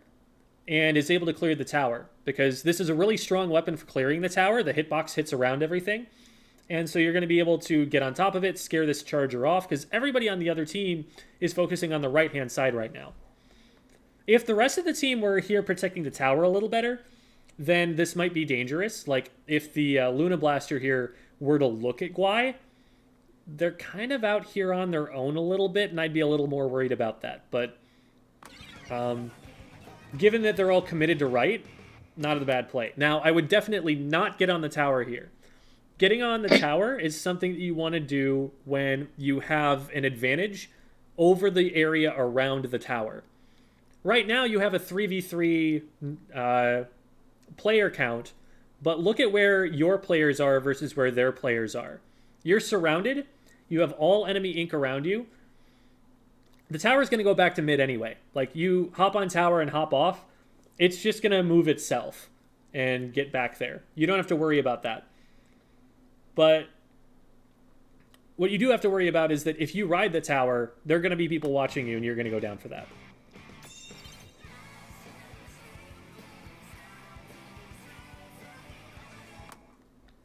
One of the first big things that it's important to learn about the ranked modes is that it's usually disadvantageous to play the objective before you have a massive advantage around it.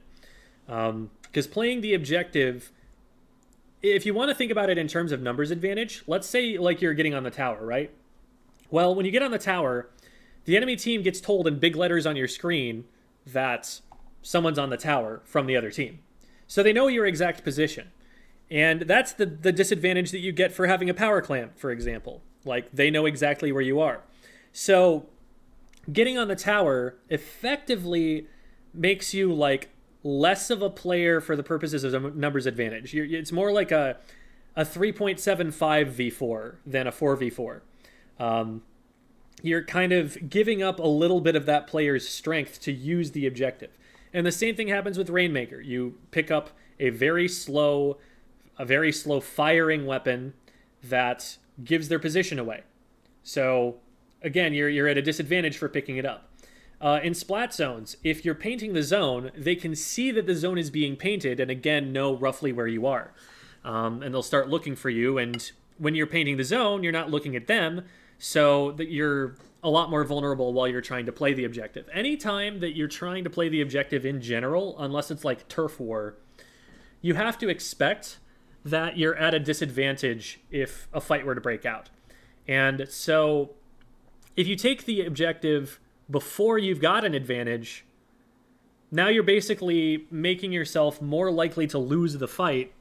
And when you lose a fight, the other team is going to be able to push further back in the other direction than you got by jumping on the tower then.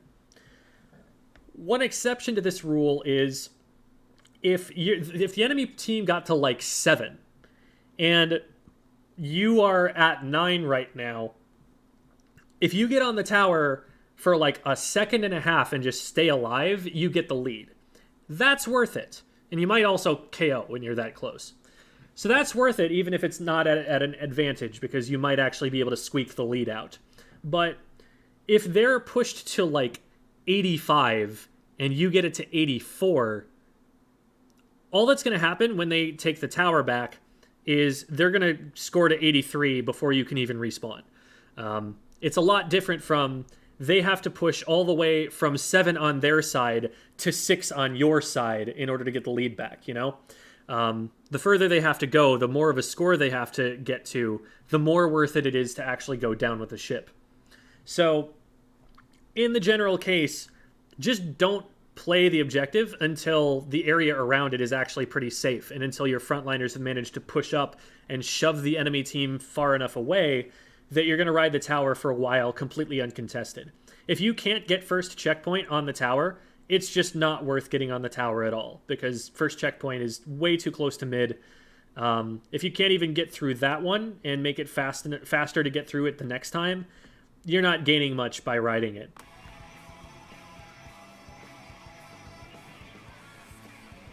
So a couple fights go down, and we largely end up the worse for them. I want to look at, I think it's Jasperium's perspective on that one and see what happened in that engagement. I'll back up a little bit more.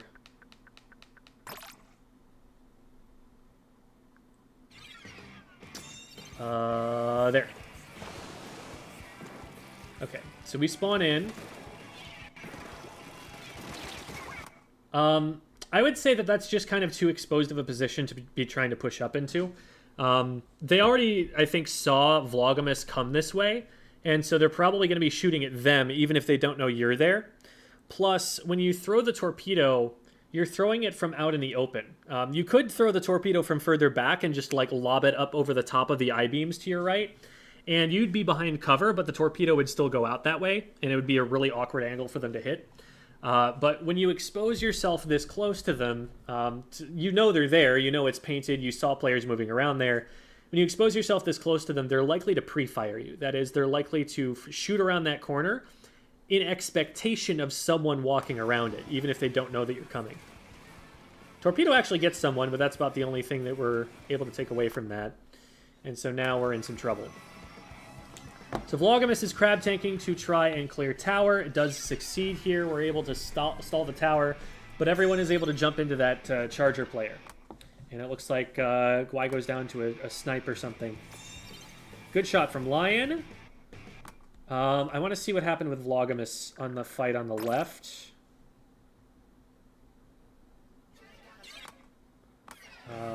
Here. So this is a little scary because you know that there are two players in front of you. Now, they haven't seen you yet. They haven't started shooting at you or anything yet, but that's something to bear in mind, that as soon as they do see you, you're going to lose your advantage of stealth very quickly, because stealth, I talk about, and this is really FLC's idea, but I talk about winning fights in terms of initiative. Initiative means, do you have shots on them before they have shots on you? Or more accurately, will you splat them before they splat you? You have initiative on them a little bit because of stealth, because they don't see you, so you'll start shooting at them, and it'll take them a second before they figure out where you are and where they can shoot at you.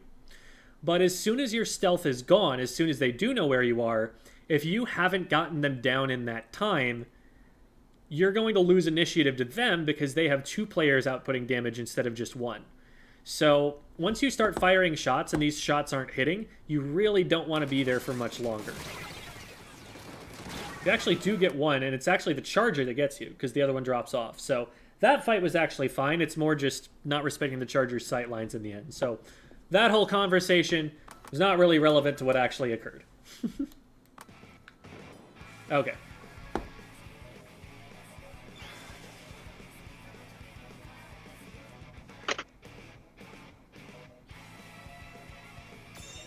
So they're still pushing forward here.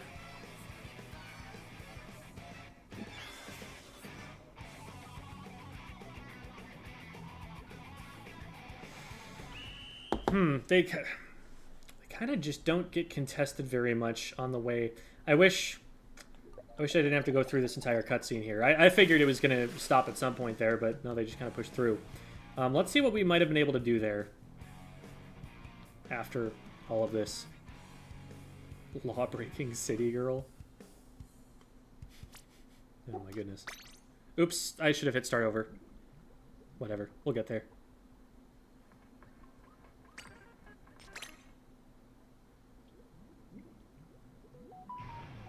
Okay.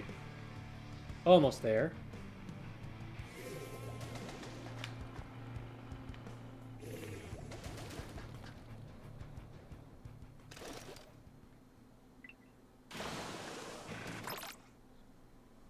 So we're going to look at the last few seconds here. I think Vloggimus was in position. Okay, so they go down here. So now it's just the Dapples and the Charger. This might actually not be super winnable just because they've got a big bubbler that's going to go down on the tower here. Well, we're going to have to watch this again. This is the annoying part. If you want to look at the end of the game, it's going to trigger this cutscene if you're not careful.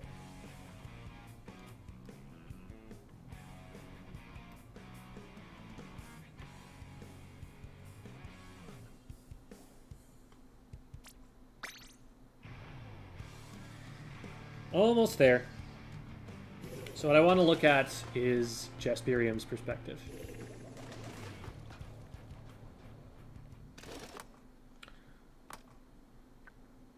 Go here, and then we go here, and we go here, and we've just got to find this. Okay. So let's see how we respond to being in this position. Tower's coming at us. Okay, so it looks like you're not really sure where you want to go. At this point, you have 5 ticks left on the clock, and the game is lost if you don't clear the tower. So this is the time to make something desperate happen. Like, if you get splatted, well, fine, at least you tried. That's the last chance you have to get splatted in the game. So what you want to do here is go up on the right side. That wall to your right, climb that wall and get on top of the roof, and then you have direct access to the tower from there. Any place else, you're having to shoot up at it, and you might get blocked off or something. The other advantage of that is that being able to access the tower means that you can stand on top of the tower pretty quickly. And if you stand on top of the tower, it can't move. You stop it from moving if it's contested, if there are multiple, if there's someone from each team on the tower. They have to clear the tower of you before they can KO. So in desperate scenarios like this one, that's where you really want to just dive onto the tower, get up the wall and get onto it.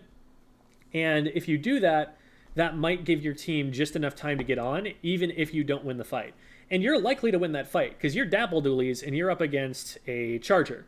So if they don't hit their like one shot, you just like hold down the ZR button and walk at them and you splat them really quickly. And you're going to clear that tower pretty easily that way. So that would be what you could do here to be having more of an impact on the tower push right at the end.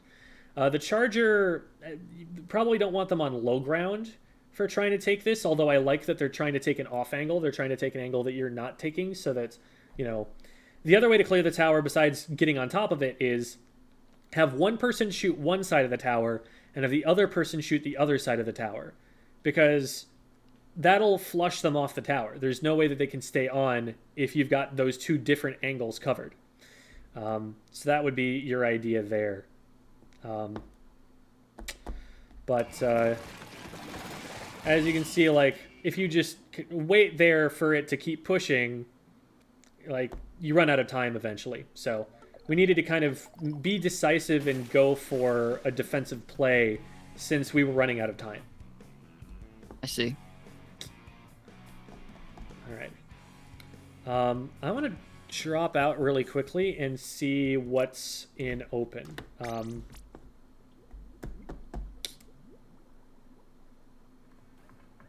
Open is Tower Control, Mincemeat, and Museum. Is it still... Oh, right, yeah. Okay.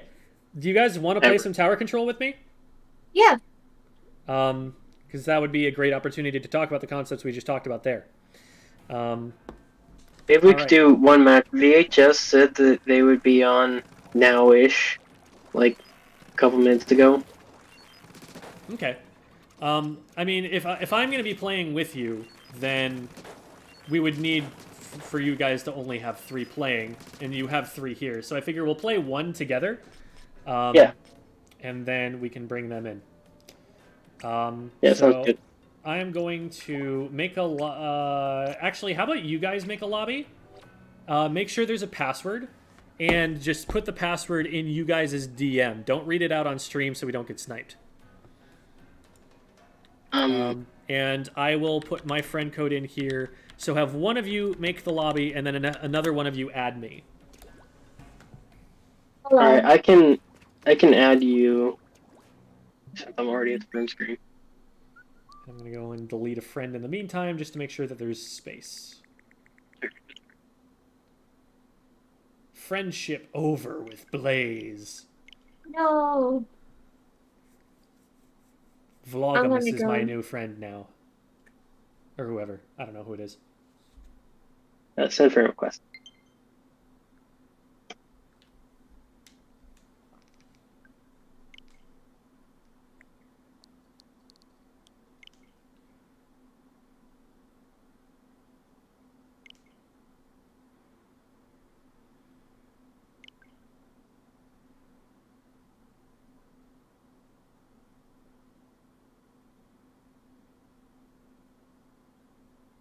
It's taking a while to accept, but it will get there eventually. Oh, are we doing? We're not. Yeah, burned that. I thought we were doing open. Yes. That is what we should Oh. be doing. Oh yeah, wrong mode. Whoops. Wait, this is a private battle. My bad. Wait, hold up. Too I was used to not playing in thinking. tournament. Oh. It'll only be a couple of seconds. Well, the capitalism alarm went off, so while we're figuring that out, There. For those of you who have just tuned in recently, this stream is sponsored by HelloFresh. I have a creator code that is on screen, and it's been showing in the upper left for like ever. If you missed it, I don't know what you're looking at, but below on Twitch there is a panel that you can click that has my link in it. So you can use my link there, or you can go to hellofresh.com and use code POGHF31073, which is on screen, for 21 free meals plus free shipping. So if you were, if you're trying to support the channel, that is a fantastic way to do it, by getting those. And if you're interested in trying HelloFresh, well, it's a way to do that too, because it's a discount. Lobby is open. All right. And there's the pass, okay. And here are some cats. Oh, wait. There wasn't a password on that. Oh. But we're here. It's good. Nobody else can sneak in.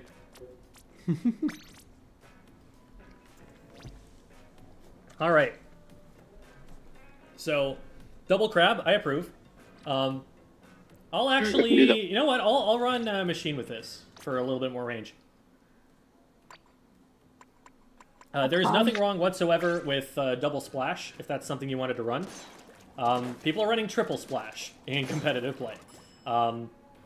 So if you were switching to splat dualies just for that reason, no need. If you prefer the splat dualies, go for it. Typically the splat dualies are a niche pick that are chosen over splash, specifically when you want to dive harder, when you want to be able to charge into enemy ink really aggressively.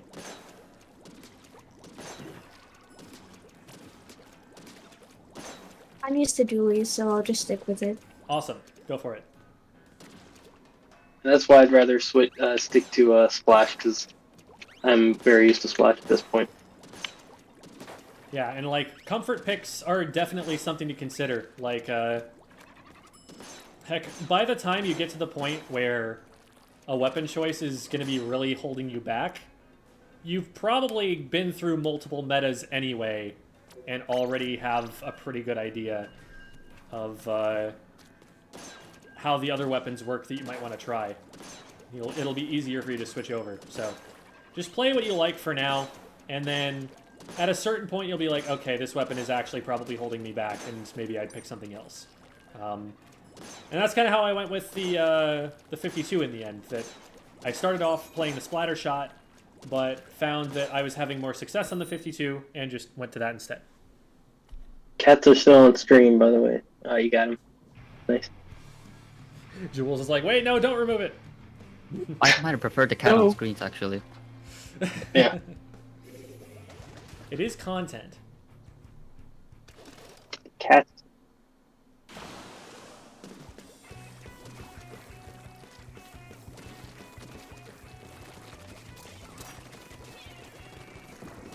There's a bunch on left. Focus on that. There's one more. I hit him once on the left. Nice, got him. Splash down. All right, focus tower. Get that Tower, clear. They have dually isn't no powered. business being on it. Okay, Traded. one on the back of tower still. They just keep going. For Down. it. Be careful your last fly. So I would On back left. off and not try and take too much. Nice job. Nice job. Okay, so they're gonna get check here. So let's start clearing out the area to the left. Attack the tower if they try to get on it. Watch out for the crab. Crab is down. Those are some nice shots, if I may say so myself. Beautiful wipe. Let's get in front of the tower. Let's have all ride it. I can And pop crab you in the guys middle. push up in front. I'll Most have middle. Booyah to keep myself safe if they get on top of me. One drop left. Watch Top out for that. crab. 2 drop left. Right, 2 drop no. left. Watch left. I'm scuttling on left. Got brush, got somebody else. Beautiful. Good pick. One isolated on right. Beautiful. Let's go. Okay. I think they're all just coming to spawn. One push to tower. I got them. So just watch the right and the left of the plat here, and we should be good to go. That's all right. That's all right. We're through checkpoint. And they're not targeting this at me. Watch out on left. Left, someone else went down just now. Okay, I'm being pushed off tower. I need a booyah. Yeah. Got Neil Gribble. Okay, got 2. Splash down. One on the top right. Got him.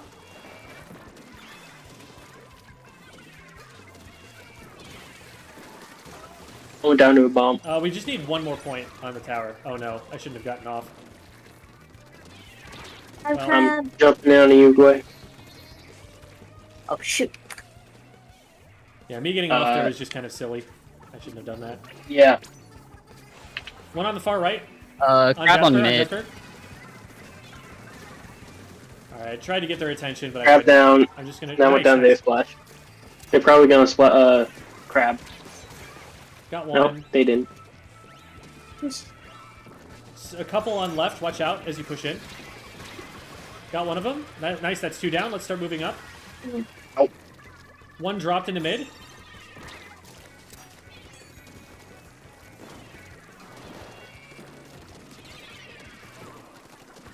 I have crab ready. Booyahing for safety. I'm out.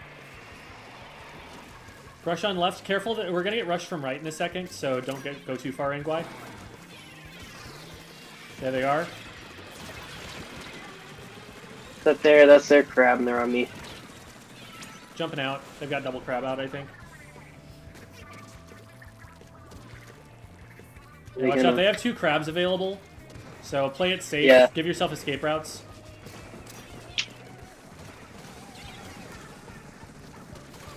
Nice. Crab is done. We can take tower back. There's only one on tower. Last one, tower. Yeah, Got L3. him. They have triple crab.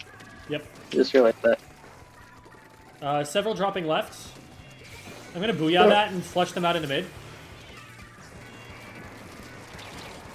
That's one. Nice job. I got 2 leaves. Another one in the back of mid. Nice. We got them. Just H3 or yeah, L3.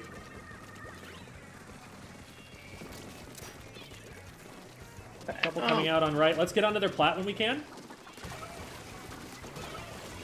Okay, there we go. Not bad. One pushing me right. Got him. I'm gonna Oh pop crab man, here. this totally screwed up my booyah angle. I'm just gonna throw that there. Watch out over the top right. Got him. They have crab on left. Got another. I Nice job. Sorry. Nice job. got it.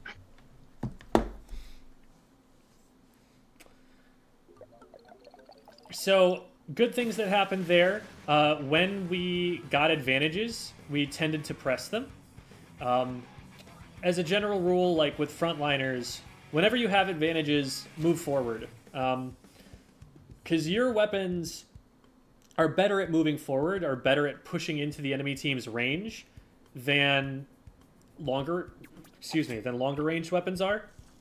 You have faster kill times, so if something gets on top of you, that's fine, you just fight them. Whereas something like a sloshing machine, I need to keep someone a little bit further away from me. We're going to hit stop, by the way. Oh. All good, all good. If you need to, you can just hit the sleep mode button, and that will get you out of here. Oh, but in general, with frontline weapons, you're the ones who want to be pushing up, and you want to be letting the tower riding go to support weapons or backline weapons.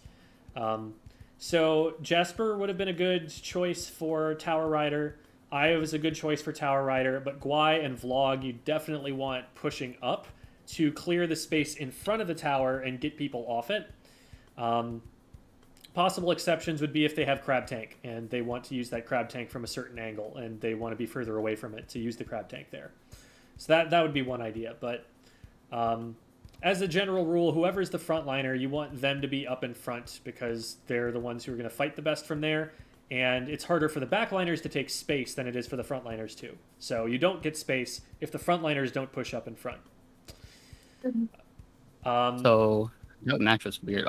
We randomly got paired up against my friend. Oh, that's cool. So, well, we beat him.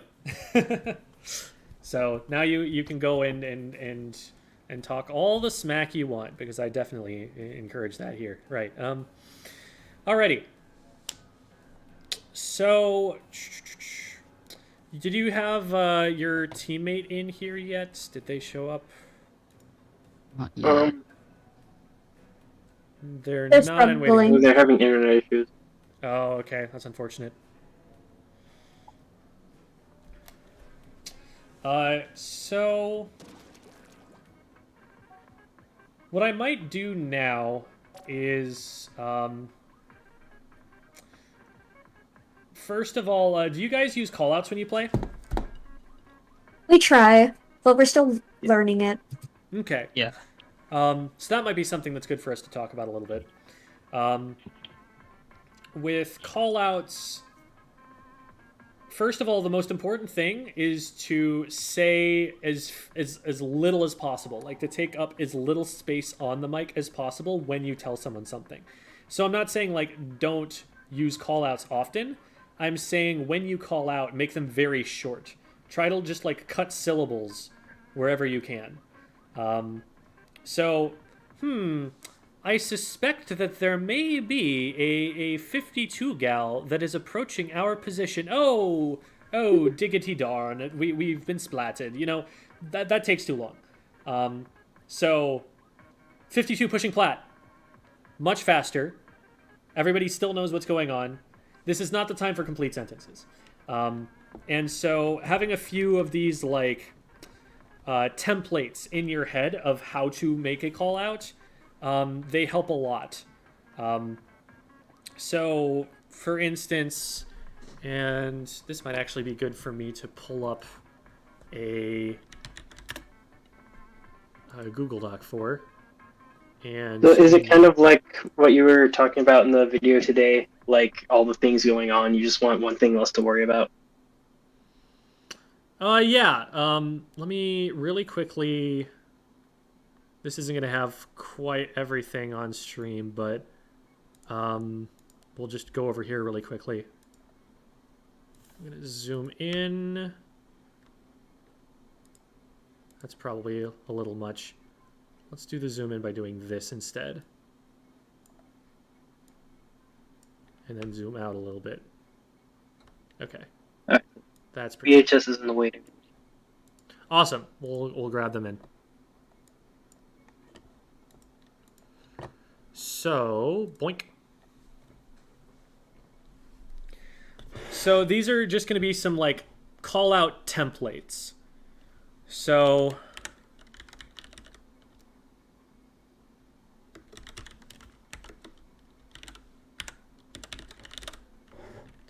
this is a really common one. 52 plat. Or usually you'd have to say something like 52 hour plat to specify which plat. But this way, it's very obvious, like, you don't need any of the extra syntax or anything. There is a 52 gal on our plat. You just shorten it to 52 or gal our plat. And that's super quick. And that way you get that information across. So having that as a planned thing that you might say instead of the 52 is pushing our plat, that's going to be much more useful because people will get the warning faster. The sooner that you're done saying the call out, the faster they'll be able to start processing the call out in their heads, and the sooner they'll be able to act on it. So, then another one that I like using is I'm down, comma, weapon that got me. And I might add a location if they've moved or something. So I might say, I'm down, maybe like,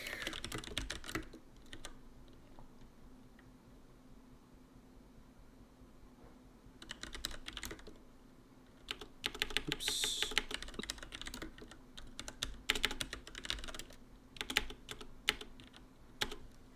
So I'm down, they're on snipe. Would be a way to do that. This next one is really, really important for frontliners to be using. Push, insert location here. So push right, push left, push their plat. These kinds of calls are going to get everybody on your team looking at the same thing. So even if you're not in a position to affect plat right now, if you're in a position where you can protect the teammates who are pushing plat from getting flanked, you're still helping the team push plat. But with this kind of a call out, the team now has a plan. All 4 of you are doing the same thing. You understand what the game plan is. And you don't want any more than one of these happening at any one given point in time, because if you do have too many more of these, you're splitting the team up, and splitting the team up is not what you want. If you split the team up, not everyone is there to take part in that fight, and the enemy team could, in theory, trade them all back. You expect that fights are going to go 1 for 1 unless you're able to create some kind of advantage in them. And so if you run out of players to help create those advantages, you end up losing those kinds of fights. So to get everybody taking the same fight at the same time, calling push and then the name of a location is a great template to use for your callouts. Another great thing about this callout is that it's not just a location. Like if you call that there is a weapon on a certain location, that's useful information, but what if one player decides that they're going to fight that guy and another player decides that they're going to run away from that guy, right?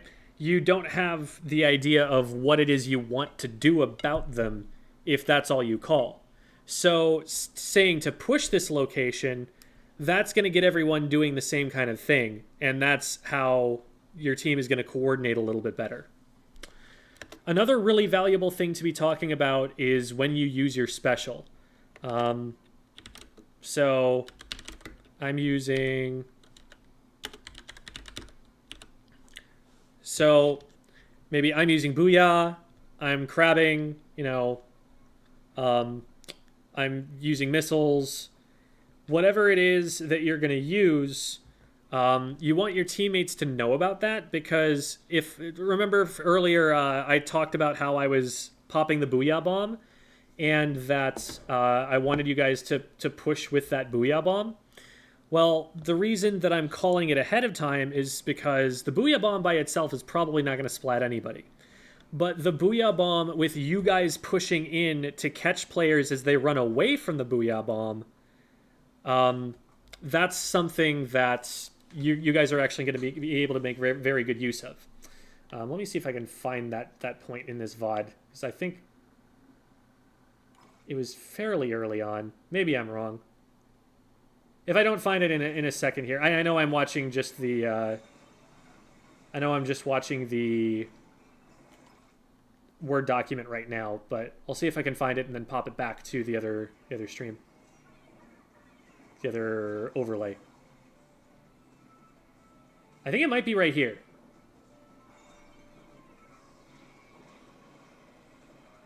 No, it's not right here. Shoot. Okay, well anyway.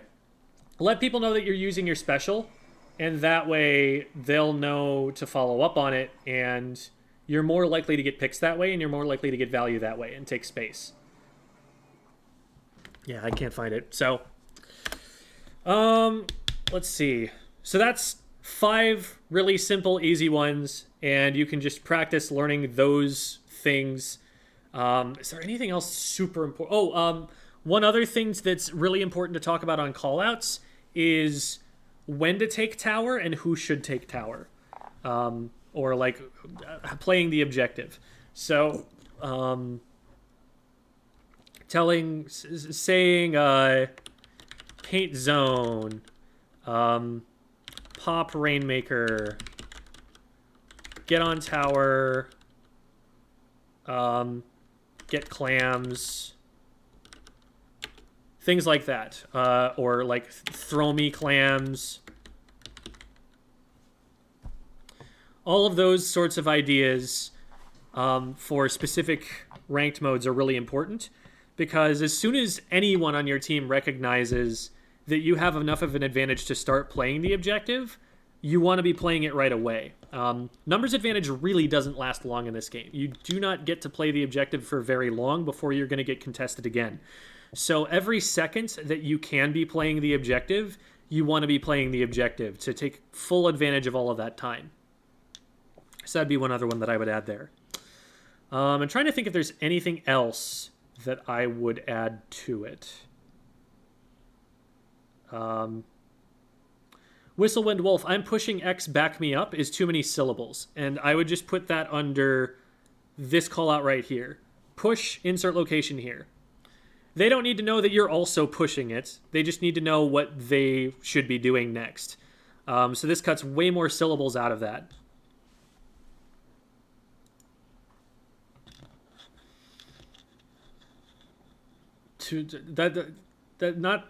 Those aren't syllables you're cutting out. Those are vowels you're cutting out, Skogvetter. You're not cutting out any syllables by getting rid of the vowels there.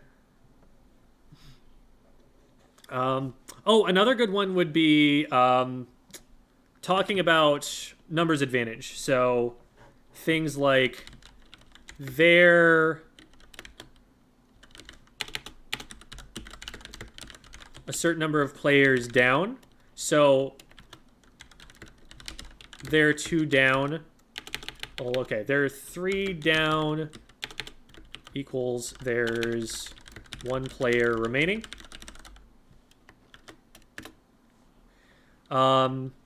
We're X number of players down, which is usually something that you use to inform someone that, hey, we might not want to stay taking a fight here since we've got a lot of players that are still on respawn and we don't want to stagger.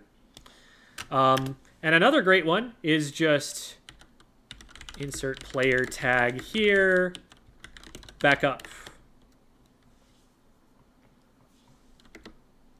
Or jump out is another good one. All of those would be like, you got splatted. You're looking at the map on respawn because that's what you should always be doing. Just always have the map open while you're spawning. You will see more and be able to give your teammates more information that way. Have that map open, and if you see that a player is overextended, if you see that one of your teammates is like diving into enemy ink, be like, so-and-so back up, or so-and-so jump out. And that'll help keep them safe so that your team doesn't stagger. Okay.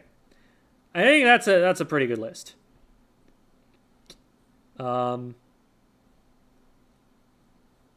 Best call out, I'm scared. And that can be helpful. I've heard a lot of call outs like that from Devi in her time that's informed me that, oh, our backliner is currently being flanked. There was a tweet that I really liked that Chara made, where he was like, I love Splatoon. In Splatoon, I can just say on the comms, F off Spider-Man, and everybody on my team knows exactly what I'm talking about. I think that's beautiful. Nice. So, this is a pretty good, like, starting list of things to get used to saying. If you never say these kinds of things, start looking for situations while you're playing to be able to say them. Just like think about it like it's an English assignment where you've got to write a paper or something, and the teacher wants you to use all of your vocabulary words. Well, in a match of Splatoon, try to use all of your callouts to get maximum points. Have your little bingo card that you're filling out or something. Holy moly, there are actually 9 of these. You could play tic-tac-toe with these. No, but that's a pretty good list to start with. I don't think it's like unmanageable, but it gives you enough that you can start having some meaningful things that you're saying on the mic that will definitely give your team information that they need without overwhelming your brain so much trying to formulate the words and phrases. Now, one challenge is anywhere it says location, we are actually talking about map location callouts. And that is a challenge. When we're talking about those, we're talking about these lists like this. where like these are the names of these locations. And there are a lot of those. It takes some time to memorize those. So this might be something where you try and practice them like flashcards. Like, man, why is this a vocabulary lesson? Why did this become an English class? But like memorize them like you would memorize things on flashcards. Just look at the map for a second, get everything in your head, and then put your hand over it and like just point to a spot and be like, that is Booth. And that one is Perch. And then just check yourself by pulling it back up again afterwards to see that you got it right. So that'd be a good way to do it. Any other questions about callouts to get you guys started? Do you practice callouts in solo queue? I tend not to because I know that my teammates will not respond to them. And I want to practice calling out in a way that they will actually respond. So, for example, what might help is like maybe just when you get splatted, get in the habit of saying, I'm down, wiper our snipe or something like that to and maybe that's a habit that doesn't really interfere with you playing and doesn't change the way that anything will go. Maybe you can do little things like that, but call outs are often like push right, push right, push right. And in the situation that you're calling that, you're also going to go and push right really hard yourself. But in solo queue, your teammates are not going to know you're shouting push right. So if you push right that hard, you're going to push in by yourself and get splatted. So it disincentivizes you in solo queue from making the kinds of plays you can make using callouts, which means that you're not really going to practice what you're going to be practicing in a normal environment. Like if you listen to top level callouts, it's literally just like Kyo shouting at a single location at the top of his lungs like 6 times in a row, like our sniper, sniper, sniper, sniper, sniper, sniper, and trying to get everybody on top of that one spot, because that's the kind of thing you can do. You can just get everyone to look at one player and rush that one player. It happens even in other games, like in League of Legends. If you listen to their callouts in a team fight, they're just shouting the name of the character that they want you to kill. That's all that's happening there. There's nothing like super tactical or unique that they're trying to pull off, because they already have all of those plans figured out ahead of time. They've talked about those as a team before the match started, so they don't have to do anything except shout the name of the character that they want everyone to focus at that moment. And everybody else then gets to just focus on playing the game instead of having to have this verbal communication that's taking some time and taking their brain power away from taking the fight. I see. So, good question. Leroy Jenkins is also a valid call out. You can put that one on there if you want. That indicates I am feeding. It's not a very helpful call out, but at least it's informative. Is a call out. All right. So that should pretty much cover the callouts there. Do you guys want to maybe just play a match where you work on those? We're probably, in order for me to have it on stream.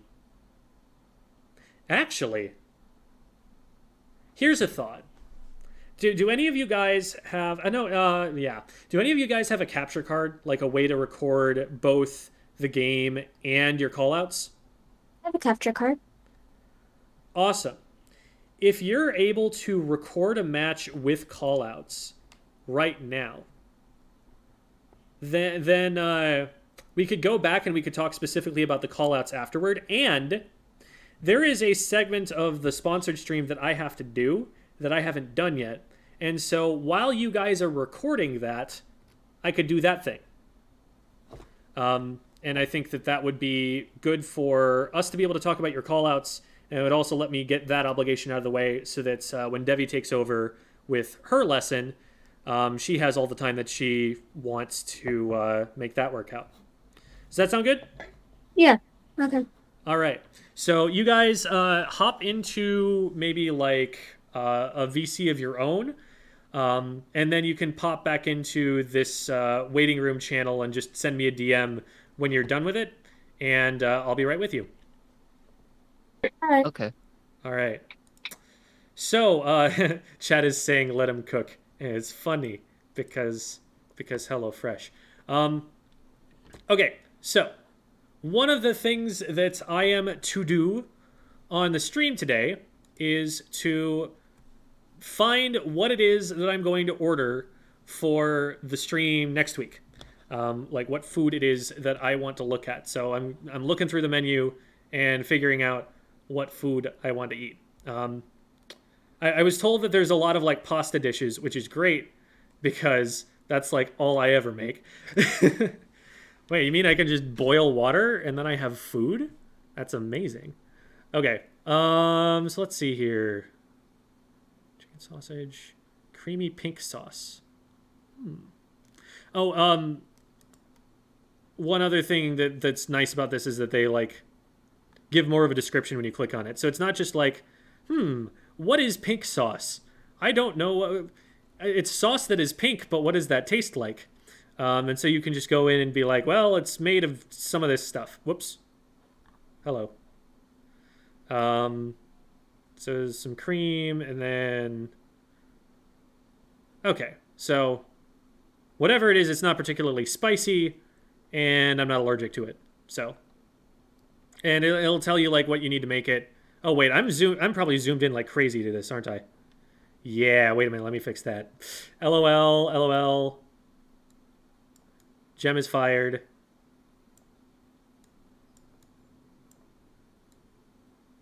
Okay, let's scooch that down just a little bit. Okay, okay. There we go, there we go. Now we center. Okay, okay, we're good. Ah! I'm doing great. I'm doing a phenomenal job. And it'll tell you what you need, and then it'll tell you nutrition facts and stuff, which as required. And, you know, I'm allergic to penicillin products, so if I see that they're putting any medicine in here, I need to make sure that I'm not trying any of that. Okay, so let's see. What do I want? Risotto, I think, is the name of a pasta. Okay, so this one looks like it's probably vegetarian. So I know that they have like a bunch of like vegetarian options and pescatarian and some options that they advertise as being like, this is good for if you're an athlete and you're watching what you eat.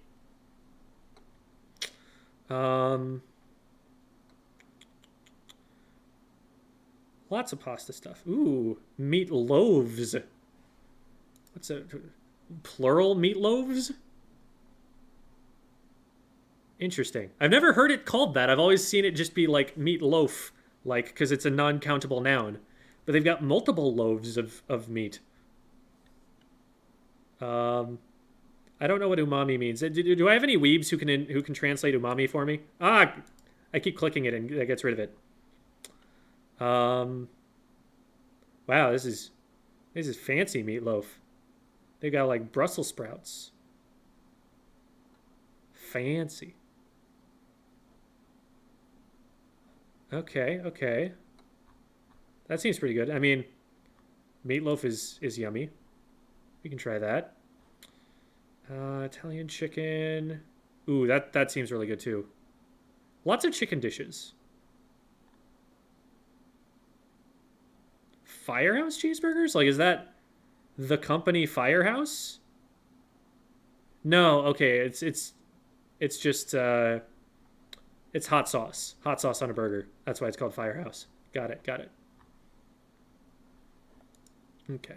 Well, I am very white, so I'm not gonna go for that. I'm too white for spicy. Umami is a savory flavor from the molecule monosodium glutamate. Okay. I see. Thank you. Oh yeah, so for those who don't know, I'm sponsored by HelloFresh, and part of the stream deal is that I'm looking at what I want to order for the meal next week. There's another stream that's going to happen next week, during which I'm going to be actually eating this food, and so here I'm deciding what it is I actually want to get. I'm not going to order it on stream, because then I will dox myself by putting in like my credit card information and stuff, but I'm going to decide. Okay, it's getting the top section here was all like pasta dishes, and I'm like, huh, why is it all pasta? But now we're starting to get into more unique stuff. Like we got some fajitas, we got shepherd's pie, we got pork chops, chicken and waffles. Interesting. I feel like those are like two things, and you buy them separately. I don't know. They're probably making the waffles from scratch or something. Swiss chicken, schnitzel. Is that what schnitzel is? I've been through German class and I don't actually know what schnitzel is. I should look that up sometime.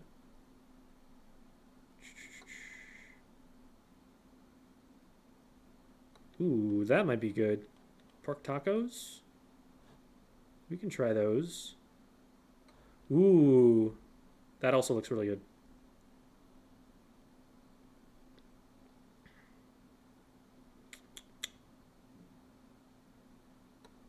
Huh?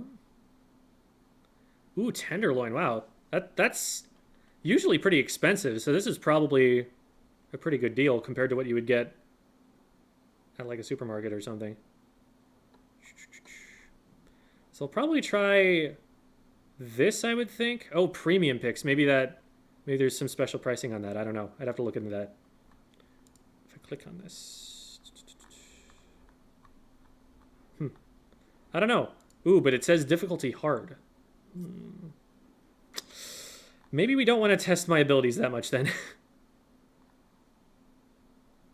Okay. So I'm thinking I'll probably just get like a basic kind of sauce, pasta dish. Definitely want to try the meatloaf. I'll try. Is there anything that you guys want to know what it's like so that I can taste test it for? I don't know. You guys probably don't agree with what it tastes like. Something strange about this food. It seems healthy. S+ in Splatoon skill, B- in cooking skill. I'd give myself a B+. Like I will say, my mom made sure that I didn't leave the house without knowing how to at least follow a recipe. Now, do I practice following the recipe? Not often enough, but I can. I know what the words mean, okay? I'm not scared by all the math you have to do. So I've at least got that much. They want something spicy. Oh no. They want the spicy so that they can get the react content. They can see me, my eyes tearing up. Oh god, that sounds dreadful. I'll probably get the salmon because that looks delicious, and I'll definitely get the pork or the beef tenderloin and see how difficult that is if it's not like extra or something.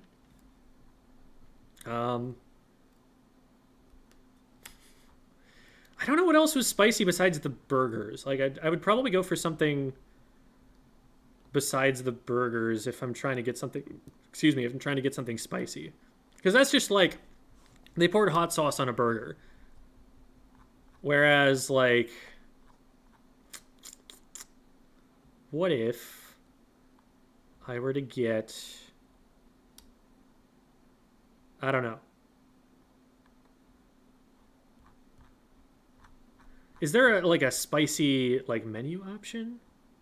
Like that I can like choose it? Or maybe it's just so unpopular because a lot of white people get it. I don't know. Nah, there's the spicy burger. So if we need to have something spicy, I can do the Firehouse cheeseburger. I'll pony up for that. So that was what? I think I'd get like 7 or something. So pasta dish. Actually, I wanted this pasta dish. This one looked good. So 1, 2, 3.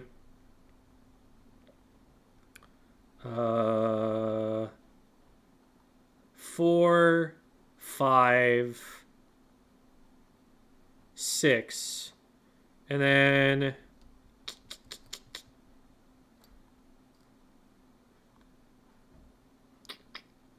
do I get schnitzel just to see what that's like? I don't know. It's just a lot of French fries.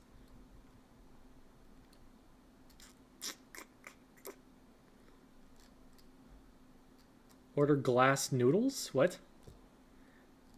Maybe a curry? Is there a curry? I'm just going to control F curry. Oh, there are. Where? Coconut curry, Coconut curry. Okay. But it's topped with yogurt. This feels like a... I don't know if this is going to be spicy or anything.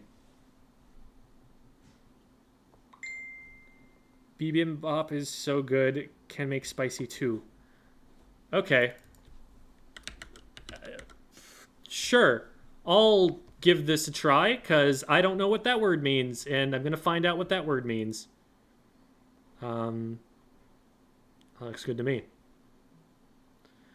All right. I'm going to double check to see if they're done with their match.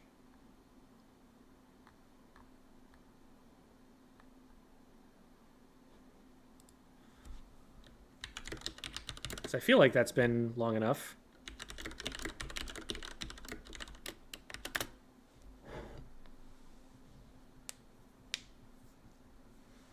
It translates to mixed rice with meat and assorted vegetables. Oh, well, I see. We'll see if it's spicy. We'll see what they decide to put. Well, let's see what the ingredients are. Ghost peppers. It's got ginger in it. I don't know what this sauce is. Does anybody know what gochujang sauce is? Is that gonna kill me? Is that gonna make my eyes water? Am I gonna cry out all my fluids and die of dehydration? Yes, it's spicy? Okay, there it is. There's the call. Okay, so it looks like they're done, but they're trying to figure out how to get the video from the capture card. I'm gonna troubleshoot them a little bit.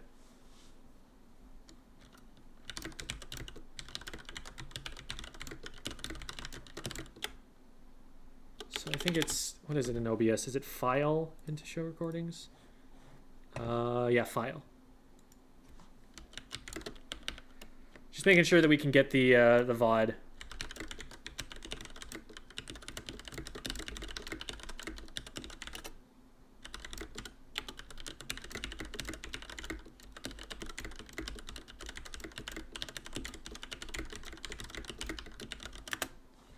Okay. And they'll have to spend a little bit of time uploading that. I don't find gochujang spicy. What does that mean for me? Probably that you're not white. I don't know. Just drink milk. Oh, for the spicy stuff. Yeah, okay. If the sauce doesn't get you, the ginger will. Oh no. Oh yeah, shoot. I said this earlier, but I haven't been repeating this so often. HelloFresh, I believe, only delivers to continental United States. So sorry, Alaskans and Hawaiians, you live far away. And same for you Canadians, you have different laws and regulations for commerce that are probably making it complicated for them. So sorry about that. But all of you United Statesians, you can get in on this deal. Okay, it looks like they've got it. So, all right, we've got our meals picked out. So next time what's going to happen is I'm going to get a big old box that says HelloFresh on it. And it's going to have all of those meals in it. And we're going to open it and we're going to see like what comes with the box. And then I'm going to go and make the food while Devi teaches a lesson. And then I'll come back and be like, so here's the food. And it'll be like this. Haha. Except it'll look better than cold Papa John's pizza. A lot better, probably. I mean, I can't account for my own skill at making it, but it's probably still going to look better than this looks right now. So. Okay. So they're uploading it to Google Drive, and we should be getting them back into the voice call pretty soon.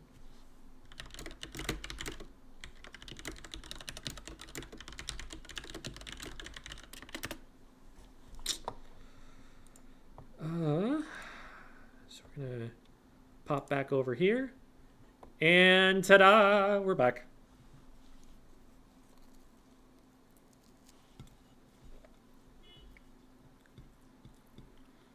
It's shove food in mouth time because I've got a quick break and I made myself hungry just now.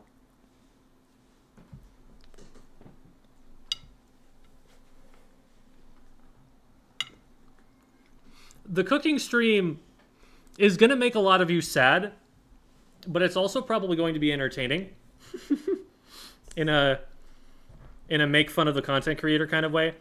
Like, for context, a typical meal for me would be like spaghetti with cold pasta sauce and like little pieces of like ham lunch meat ripped up and thrown into the bowl.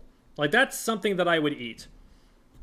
I'm not a very picky or sophisticated eater. I can make more than that. I just choose not to because it's easier.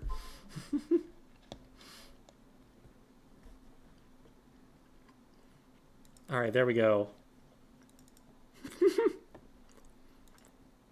The name of the folder is What Even, so looks like they had a grand old time.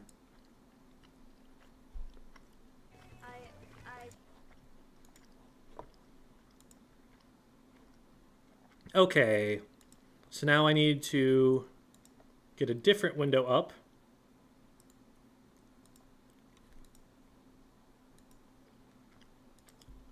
Well, bam. Oh, it's all fancy. It's a stream overlay. That's neat.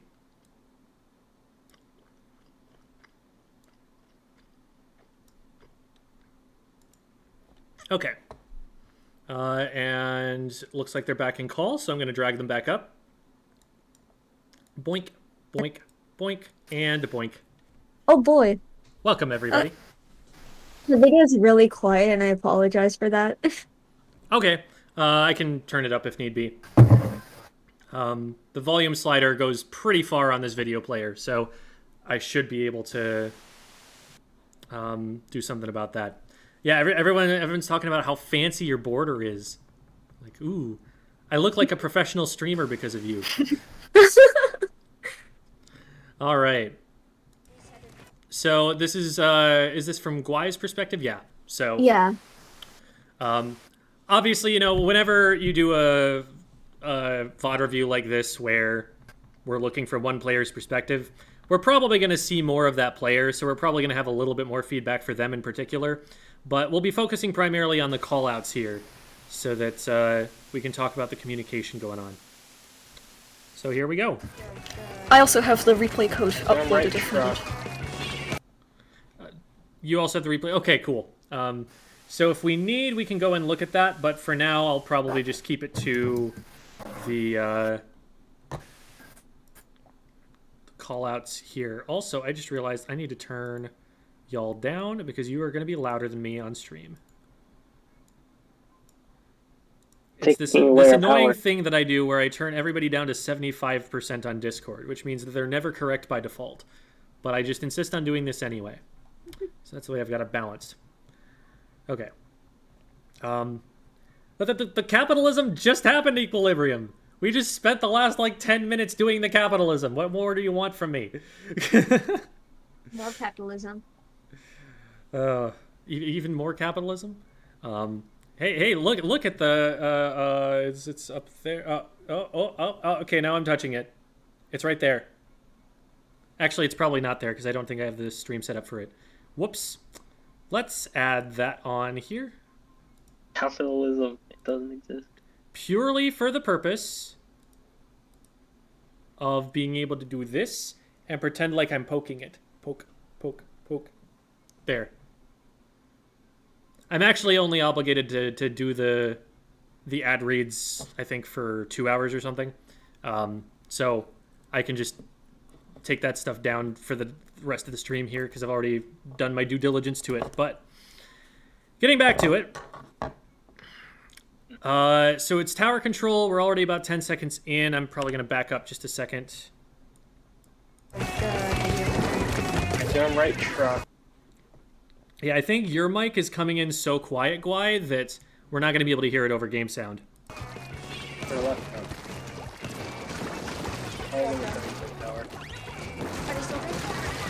Okay, I'm gonna jump on tower. Alright. It's pretty difficult for me to hear anything that you're saying.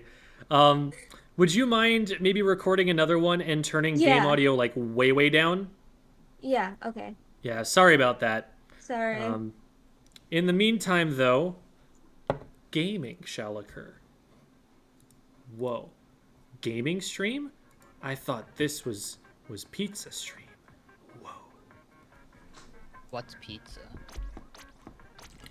Pizza is food. And you can get food from HelloFresh. Yeah. See, I'm supporting your capitalism. So good. Don't fall to the capitalists. Thanks for had a feeling lobbing the that one volume up would be there like for that. me, giving me that alley-oop. Alright, I think we go for another match? Or... Yeah, go for Yes. another match, and this time we're going to change the audio settings so that I can actually Yeah, hear the okay. callouts. I I love hope technical I pop off again. difficulties. Alright. And make sure to hop out of the VC so that we're not hearing that over the stream twice. Yeah. Alright. Be back soon. Yeah, see you guys soon. Alright, and they have dropped out. What's my favorite kind of cheese? I haven't had a lot of fancy cheeses. I do like Munster. I like mozzarella a lot. Gouda when the mood hits me, or like a cheddar. I feel like Gouda and cheddar taste fairly similar.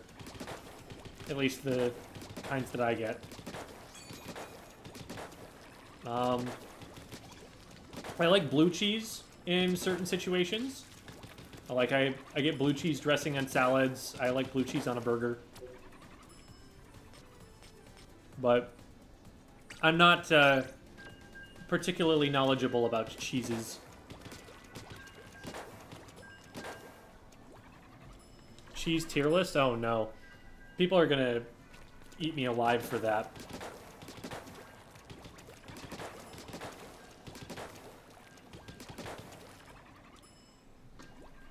Smoked Gouda, feta, and cheese curds. Oh, cheese curds are good too. I like cheese curds. I'm also I'll totally just eat cottage cheese without anything else.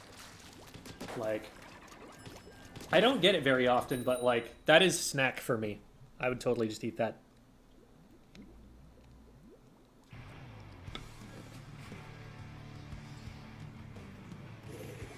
Cheese is a loaf of milk. Accurate. A HelloFresh tier list? Oh, a HelloFresh meal tier list? Oh, goodness. Yeah, we're just comparing all the meals to each other. But they're all, like, marked as, like, favorites. So I can't imagine it's going to change many people's opinions. Okay, let's play video game here. Nice. I didn't have to do anything. I love it when that happens. Oh, no. I have to do something. There we go. Wait, teammate, let me feed you clam. Why does it keep coming back to food?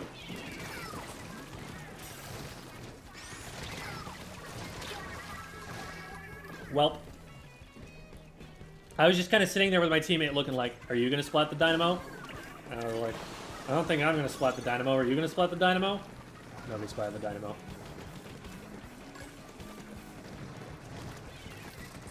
Aha! Through the power of capitalism, I shall overcome.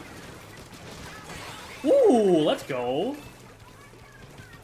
Man, maybe I need to rely on the power of capitalism more often.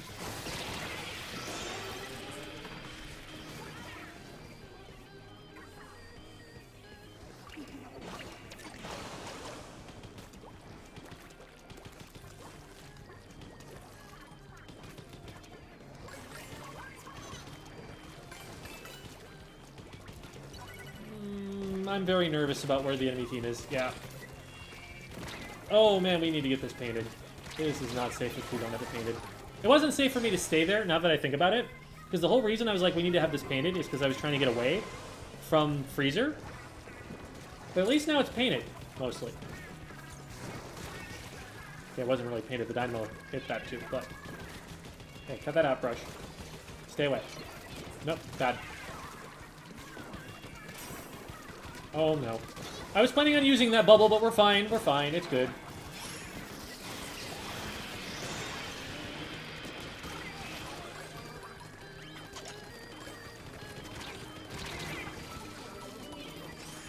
well. We score a good amount for that. Probably not anymore now. We have no paint control around the basket. We went, like, opposite corners of the map away from the basket. I guess everyone went after clams, and nobody actually stayed to protect it. So now there's no way in.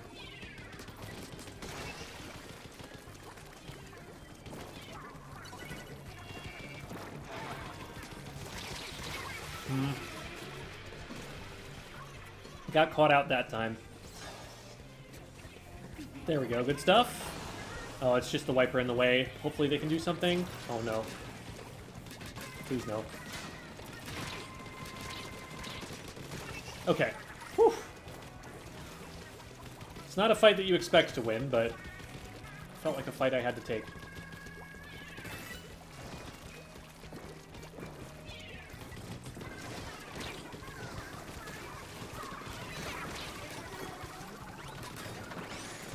Oh, I did not want this. Crap. Oh, I hope they notice. Okay, they notice. That'll force them back out of there. Yeah, we really don't want that crab tank happening that close to our base. Okay, this is some good follow-up, so we need to just help protect this player get in. Or accidentally make a power clam, that works too. Alright. That was actually probably less than I was going to be able to get if I just kept the solo clams. So I'd be able to stall the basket. Okay, we won anyway. We're good, we're good.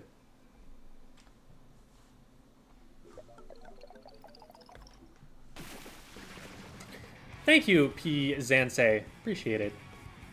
Yeah, it's not the comfiest thing to be an advertiser. But it is something that can make money. And money is something that gets you guys a cat cam. So I figure it's worth a shot, if only for showing you more footage of Romeo.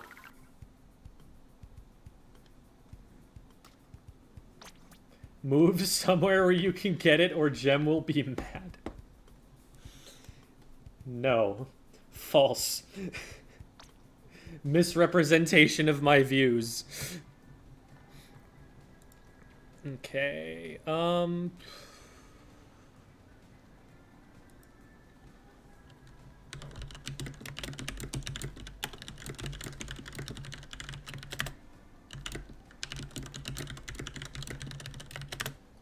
just checking in with them to see if they'll have their match ready by the time I would finish another game. In the meantime, though, oh.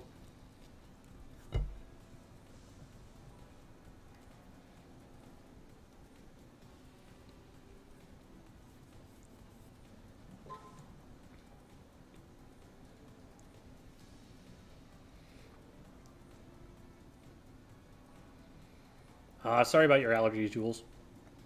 Yeah, I remember talking to someone who was like, yeah, I'm allergic to fruit. And I'm like, what do you mean you're allergic to fruit? Like, I'm allergic to bananas, allergic to strawberries, allergic to apples, allergic to pears, allergic to oranges, anything citrus is out. I'm allergic to the vast majority of berries. I'm like, oh my god, you are just allergic to fruit. Holy cow. How do you survive? Hmm?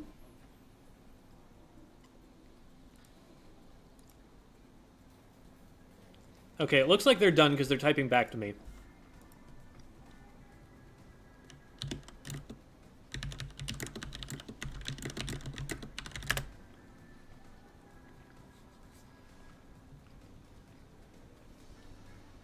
Do you get free food from the sponsor? Yes, I do. And you guys get a pretty steep discount on it for the, at the very least, the first box.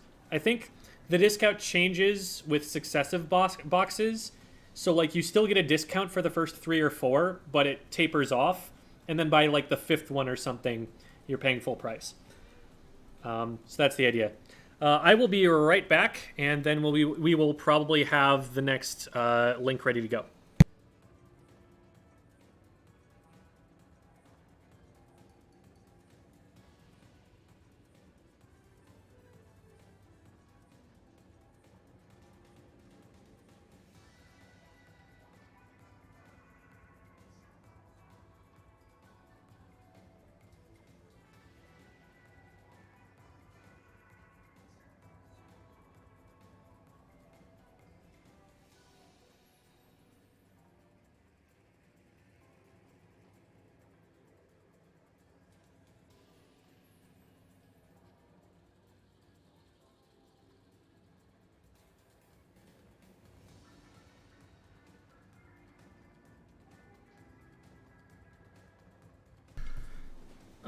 Are we here? Okay, we got everybody here. Boink, boink, No. boink, and boink. I love interrupting conversations by dragging people into a different VC. Do you guys have the link for it yet? The same link. Oh, okay. So it'll be in the same folder. I did not consider. Oh god. Oh god. What did I do? I clicked cloud for I have the convert. replay uploaded again as well. Okay. So it's this one because this one has the later timestamp. All right. So let's download that and make sure that the audio is coming across better.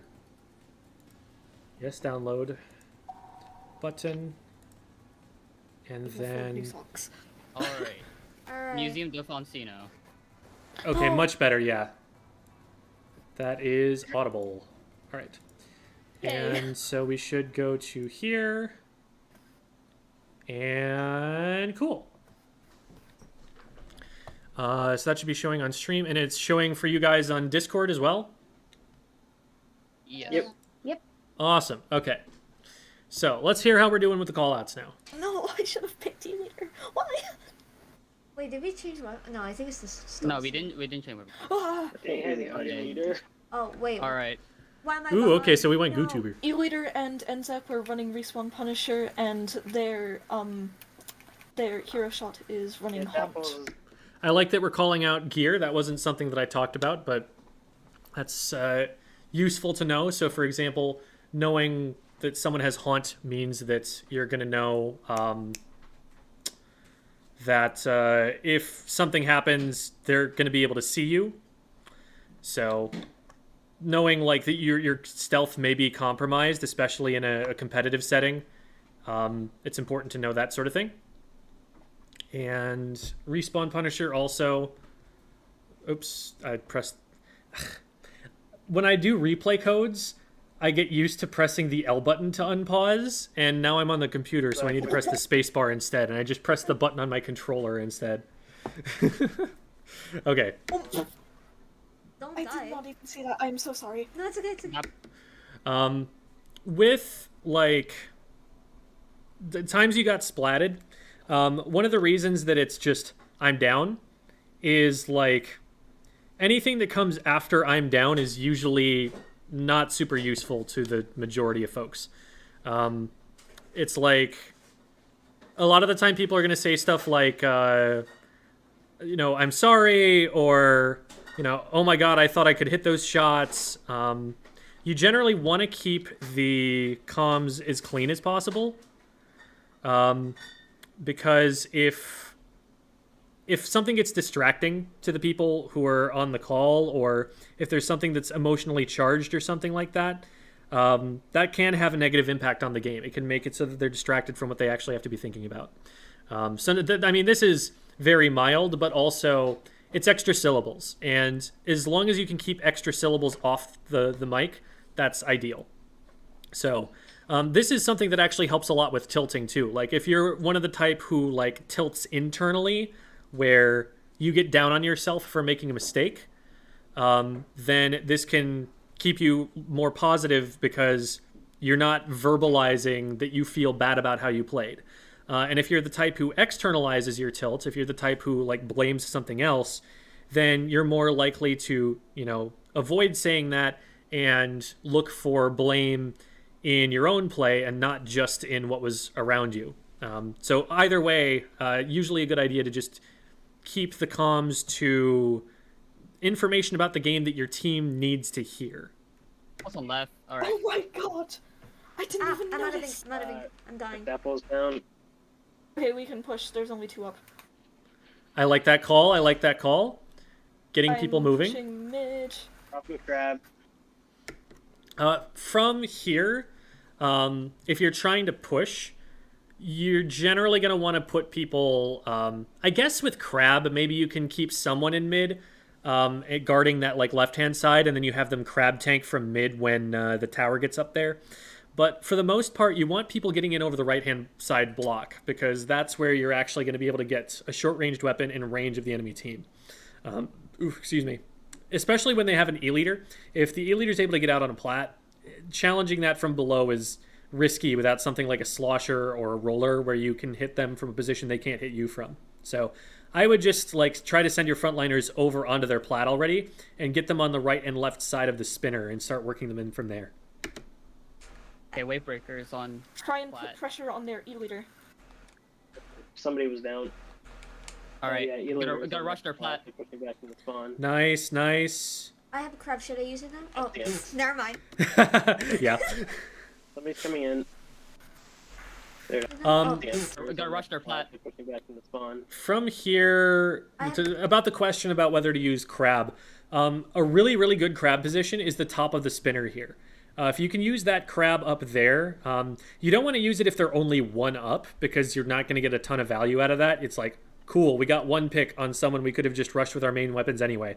But any more than that, and the special will usually help if that player is in a position to attack the tower.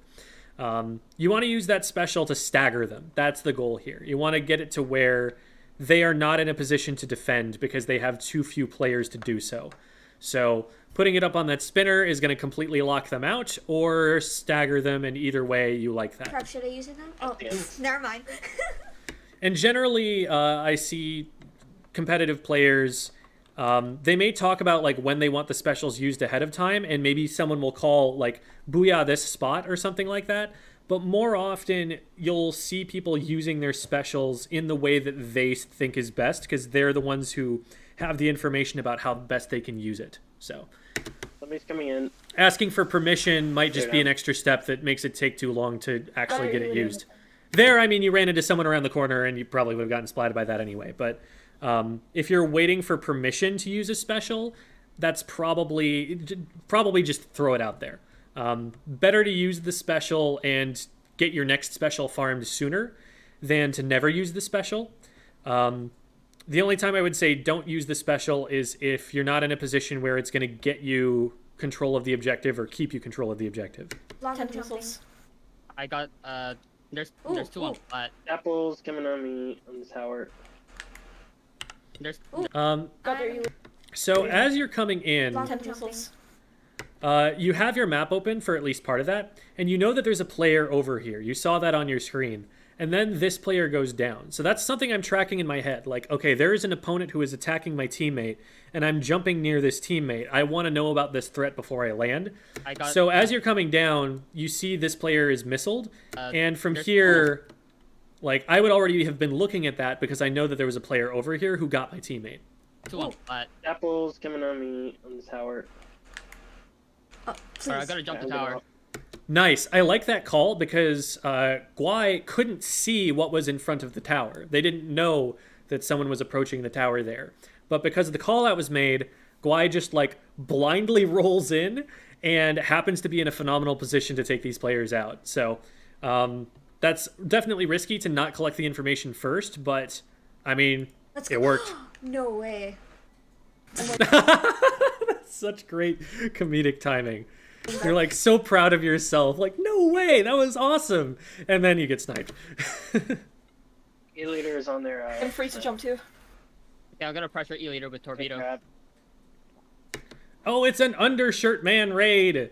Thank you so much for the raid, Undershirt Man, and all of the... Oh my goodness, so many shirts. Welcome, everybody. We're just finishing up a VOD review here for Vlogmas Prime and team. This is a team that formed in the Under Pressure tournament that happened recently that I participated in, so exciting to see that happening. And then after this, we're going to have a lesson that Devi is going to run for us. So we'll hop back in here and get this finished up. We were working on callouts, and so I had them record a match where they recorded their callouts too, so we can hear how they're communicating during the match. Oh my Shot god. behind me. I died. Dapple's got me. Alright, I'm on tower. Wait. Another thing that's really useful when you call that I'm down is the location that the player's at. So like knowing that the Dapples got them, that's helpful if you know where the Dapples are. You know they have to be somewhere in the area, but like, are the Dapples behind tower? Are the Dapples in front of tower? So I guess they have to be somewhere pretty close because they're Dapples. So in that case, you probably kind of know. But like, let's say T-Tech got me. Well, was that because the T-Tech threw a bomb at you from like half the map away, or that they're right on top of you? Knowing that sort of thing can be really helpful for the surviving players to be able to track that player down and not have any more damage done. So, Oh And my in gosh. fact, like, a really powerful call out in a situation like that is behind. That's all you really need. Behind. Because then what's going to happen? Someone's going to look behind them. Another way to think about it is to use that call out relative to the objective. So if you call behind, then the tower rider is going to know it's behind the tower. And that's a way to communicate where they're at before having to think, wait, they're on the right glass. No, wait, they're on the right block. No, they're shooting you in the back. You know, instead of having to think about the call out, it's just behind you. And that's we've got kind of a primal response to that call out They're on that tower. will help us Hero shot on know tower. what's going on and Pivot keep us to get safe. Special. I'll follow you. I'll be volleying block. Hero. I like that you don't dive in on that because it didn't look like the rest of your team is going in. I open. This probably My still archer- isn't an ideal fight to take because, again, there's nobody with you. You might have wanted to kite them back out of the E-leader's range before you decided to take it. But you do win the fight Nemesis. cleanly, and it's only the charger that's really going to stop you there. I'm displacing. What shit? I didn't get the E-leader in my tent missiles. Dapple. What you could just say is missiling leader instead of I am displacing so-and-so, just like leaders missiled or something like that will be a really quick way to say that. It's okay, it's okay, it's okay. On tower. You got this. I wonder if I'm allowed to swear on Squid School. Dapple's on. I'd prefer not, but I can't really stop you at this point because it's already happened. Apples. Tackles down. No. Try and displace their E-leader. Throw away breaker at plat to Oh, pressure. run into the bottom. Pressure E later. For the record, though, that F off Spider-Man's call out that I was talking about, he didn't say F. Hero and E-leader on flat. E-leader got me. I stood Dapple still for too long. down. They heard them do a right So drop. close. Be careful with saying down as a direction because a lot of the time people will take that to mean that the player is splatted, not that they've dropped or something. So dropped would be a good idea. Dapple's dropped. That doesn't mean that you splatted them. That means that they came down from a platform they were on. Not so close. Fall back, fall back, fall back. I'm jumping back. Oh, okay, never mind. I like that fallback. That's a good call out. Keep Way them more from this time. Winning. Fine. We just have to not lose. E-leader on tower. We just have to not lose. I mean, accurate. Also, though, I get what you're talking about. Like, don't take any big risks. Make sure that we're just playing defense. Yeah, Hero just- shot down. Dapples are coming up. Dapples on our. I died. Okay, so Dapples are on plat, so that's something for Guy to worry about because now you got to realize you're in a 1v1 and not in this. You're not going to have backup with this The fight. apples. So I like that you're backing up a little bit and yeah, getting out of there. That's good. That's good. Dapples is. Save the crab. waiting. Okay, their Dapples hero shots also dropped. coming out with the NZAP. And your spinner once again is going to be a It's really good just spot their, here you for the would fall crab. back right now. That works too. Dapples down. Okay. NZAP down. Got ins out. Ooh, good shot from the leader. They're down. Do anything. I am messing with their E-leader too much. I am falling back. Sorry, what did you say? Oh no, okay, that must have been from the callouts then. Okay, I'm. I'm jumping. E leader is bottom mid. Phantom missiles. This is a really risky jump. Like looking at this, there's purple ink all surrounding the tower. E-leader's We hiding probably want to behind get a little the- bit more paint Their out before we're Dapples going to are make close to our plays base. like that. Dapples Never mind. down. Oh my god. Oh my god. Hero shot on tower. That's a missile clutch. Are you okay? Alright, Yes, I jumping the just tower. got for the phantom missiles. Jumping the tower and I'm gonna. That's push. hilarious. Please, please. The tower Okay, is. incubit. I'm on tower. NZAP's coming up. No, that's there. Yes, that was there. NZAP.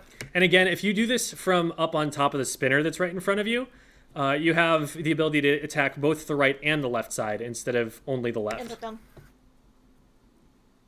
E-leader is on Hello.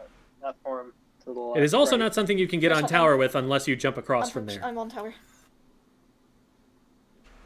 Hey, got that. As a frontliner, you probably, especially if someone's called that they're going to be on tower, you want to stay pushed up. Because if you both go back to the tower and try to defend it from there, the enemy team's just going to be able to push all the way up to the tower before you're stopping them. Hold on, Plat. So that's a small thing. Do you want a piece of Splatoon trivia while we do this? Your hitboxes are bigger in when you're in your squid form. Is that a good thing or a Okay, bad so- thing? Alright. Well, Yeah, it's something you can I'm use gonna- to your I'm just gonna advantage, take especially when control. you're on tower. Okay, I'm just gonna take income. All right. And we end with a fun squid fact. I love fun squid facts. The I couldn't hitbox help is myself with the fun squid fact. the hitbox is smaller vertically but longer horizontally when you are in squid form. It is generally smaller in terms of surface area, but there are some cases where you actually want to be standing up, like if you're trying to tower dance, because then your horizontal hitbox is what matters. It's what they're trying to hit, and keeping that behind the tower pole is actually going to be safer against something like a charger that's trying to hit you than going squid form. So, anyway, that will do it for our time today. So, big takeaways I would say are your callouts are definitely coming along to make sure to cut unnecessary syllables as much as you can, and especially to keep the comms clean of anything that's not related to the game directly. When you're down, especially in that match that we saw for your tournament run, I think it was. Definitely make sure that you're calling to get each other to back up and not diving into fights before the team is ready. If there's not a lot of paint in front of you, don't dive into the enemy paint. If you don't have numbers advantage, don't try and go for that. Don't try and fight at disadvantages. Wait until you have your advantages back and then go in with those. And then just find the most dominant place to put a crab on the map and win the game. That's about how that goes. Do you guys have any questions for me? I think we're good. All right. Well- I have a question. Sorry. Okay. Yeah. So, I play mostly chargers, and I'm finding it hard to play GooTuber as a midline weapon, which I usually assume is what it's for. Because GooTuber's a weird weapon, and you can play it in a multitude of ways, but I'm trying to force it into this weird midline support kind of area, and I don't think it's working very well. It's the weapon, if I'm talking about it in tier list terms, is kind of carried by its sub and its special. The main weapon is definitely the weakest of the chargers. It's just a little bit on the slow side. The mobility perk doesn't help it as much as the mobility that you get from, say, the Squiffer. And the charge hold thing is just less useful than the other gimmicks that the chargers have. So the tap shotting is nice, and that's a lot of how it's played, actually, with tap shots more than anything. But most of the time it's just missiles plus torpedo pressure is what you're playing that for. There's not much else that you're doing with the main weapon. So that's kind of how I've seen it played. Like, I have a video on that, but it's definitely not up there in terms of, top tier viability. Most people, when they go for missiles, they're just going to play Flingza, and that's what you're seeing the top charger players switching to right now when they don't want to play the charger itself. I wouldn't necessarily agree with that, but I think it that happened at a GooTuber's LAN. mobility- Yeah. The one of the most known charger players, their name is Power. They played E-Leader and normal charger during the Big House, which was a LAN that had Splatoon 3 as kind of like a side event. And during the event, he was playing the chargers, but then I didn't quite catch the matches, which made him switch. But he ended up switching to GooTuber for the missiles, so he was still a backline, but used the kit to synergize more with his teammates and be more aggressive. And watching that in person and all that was absolutely crazy to see. Like, you could actually make GooTuber viable as long as, like, the comp based around it really does synergize with it, and you have that communication and all that. And it ended up working for him quite well. It was a switch that they needed. I would definitely say that was Yamum, right? Yamum versus Last Resort. Or no, Char was playing for a different team at that point in time. Yeah, remember what. Oh right, it was a powers can pickup. It call was a them. pickup called like Crab or something. Something like that, because we had to. They were actually in my pool, so I had to fight it. Oh, Scam. Scam was the name of their pickup. That That's was right. it. That's Scam. it. Yes, but It was yeah, just that that's when the Shadow VTuber Wind, was around. Chara, Arashi, and Max, I think. So Scam, that their names spelled it out. I think Storm was in there at some point. One of the But go top watch Storms. Scam versus Yamum, because there is a match where they each are running a GooTuber and playing it very different ways. Chara is playing the support GooTuber style, where he's just painting for missiles and maybe firing some tap shots occasionally. And then Power is actually playing it like a charger, and that kind of gives you a good idea of the two different play styles there. It's a little while ago, but I think it's a good watch for anyone who's trying to make GooTuber work. So Devi is in here in watch Power's perspective. Absolutely. Devi is in here in part because Devi is knowledgeable about such things, but also because it is time for a Devi lesson. So Devi is going to be streaming to the Discord call here, and I will be streaming Devi's perspective so that Devi can take over here a little bit without us shutting the stream down and letting her start it back up. Okay, so the way this is gonna work, Jim, is you're gonna show my webcam view, but the sounds are gonna come through the secondary stream I give you. Well, we're just gonna hop off then and let Debbie take over, I guess. Yeah, you guys have a wonderful night, and thank you so much for the lesson. All right, thank you. Thank you. Thank you. Okay, so I'm going to pop this out. Whoa. Also, I'm using my actual stream overlay, so VTuber Doovie alert. So there's that. We're going to full screen that. We're going to drop this down. And then we go here, here, and if this works exactly the way that I hope it will, we should be able to just pop this in here. Nice. Okay. And that's a little bit oversized, so I'm going to make sure that that gets sized back. We are now watching Devi, squid bagging. Nice, and that actually looks like it's pretty good quality here. Yeah, I've been having good luck with Discord stream things, so woohoo! Awesome. And then let's throw this in here so that now anybody who's in this VC should be able to be heard. And you can drag your student up in here as well if you would like. Oh wait, They're I'm not here. here. I'm in the way. Boop. My student is not here. I don't know who the one in waiting room is. Gotcha. Okay. So yeah. Oh, the person in the waiting room is actually from the last lesson. Okay. So if you see Zephyr in waiting room, just you can drag them up. I did tell them that it's there, and I'm just gonna double check them. Okay. I just letting know that I'm gonna begin, and they can hop in whenever. Teraby fan, in that case, Devi was just like mashing a button to see what the because squid bagging is actually a great way to test what the video looks like. A lot of the time, like a capture card or something, or really it's more the internet connection, but a lot of the time with poorer video quality, it'll look nice until it starts moving, and then it'll look really blurry and gross.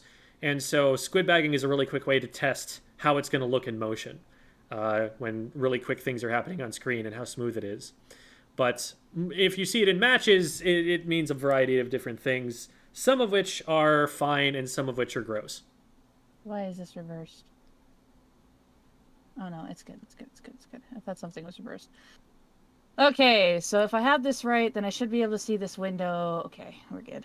Oh, I took. Okay. Ooh, it's Devi's computer screen with a bunch of hydras. It is. Yeah, enjoy my display. I messed everything up when I did that. Woo! I can take back over for a second if you need to recover, but I think it'll be fine. Getting the second window up. Where'd it go? That's a lot of hydras. You haven't even... Have you seen the one of Devi's T-posing? I say Devi's plural. Okay, anyway, Oh, here, hang on. Let me, I got this somewhere on my thing. There it is. Credit to Ashik for this lovely image. Anyway, so yeah, I lost the YouTube chat somewhere in my dilemma. Anyway, because I had the chats up, I would like to keep them both up in case there's a question. So I'm gonna try and fix that. And shoutouts to D-Dip. D-Dip is one of the streamers out here still trying to do private battle lobbies on stream, and he is wonderful. Okay, I have recovered my visual of YouTube chat. Anyway, so what I'm gonna do here is a quick secondary. I'm calling this a second review for Zephyr. So for context, here is I think it's been about 2.5, 3 weeks ago. Zephyr reached out to me with a long story of reasons why they were struggling with the Hydra and what they were doing to correct it, but they just couldn't understand what they were doing wrong, so they reached out to me to give advice, and I could kind of see the story from the words. And when I mean a story, I mean it was a long length, almost essay-like thing, and I'm gonna be honest, people who DM me with the entire perspective really show me like the dedication of how much they're trying and all this stuff. So I really wanted to help Zephyr out, so I gave Zephyr 1 review. And then after when Jem allowed me to do some lessons here on Squid School for backlines in particular, I asked Zephyr if they would like another review. They agreed to it, and so this is the second review I've done for Zephyr, or that I'll be doing for Zephyr, and the biggest kind of key point here that I'm going to be pointing out is how a backline should kind of more so like defend and become the obstacle, the wall, so objective can't push. We're going to take a look a lot at defensive positionings. We will have a few examples on backline on the offense, some in the neutral and where to go, and there is a double backline instance on Zephyr's side. So that will really come in handy too of how to position besides the secondary backline while still providing a good defense and not being out of play and all that stuff. So without further ado, I will start this VOD now and get through there. I also need to pull up my little notes here. I took some notes. So I'm going to pull up the VOD and I'm going to immediately pause it. And I'm actually going to show you a opening screenshot that I took because I take a solid 1.5 minutes of analyzing abilities sometimes in VOD reviews. So it's equals. Hi, equals. It is equals. I'm going to step away from the computer for a minute, but I'll be back soon. Okay. So let's take a look at this initial screenshot I have. So going into this match, every VOD review I go into, I always look at abilities and kind of discuss with the person what to see, what they saw. Maybe they missed something on the other side to look out for. Because when you're playing in solo or open, the abilities tell a story about how they want to play. And as a shot caller, which most backlines tend to be, not all, but most, this is like a really key thing to look at. Right now, Zephyr is not here. We're just waiting for them to get back to me and then hop in.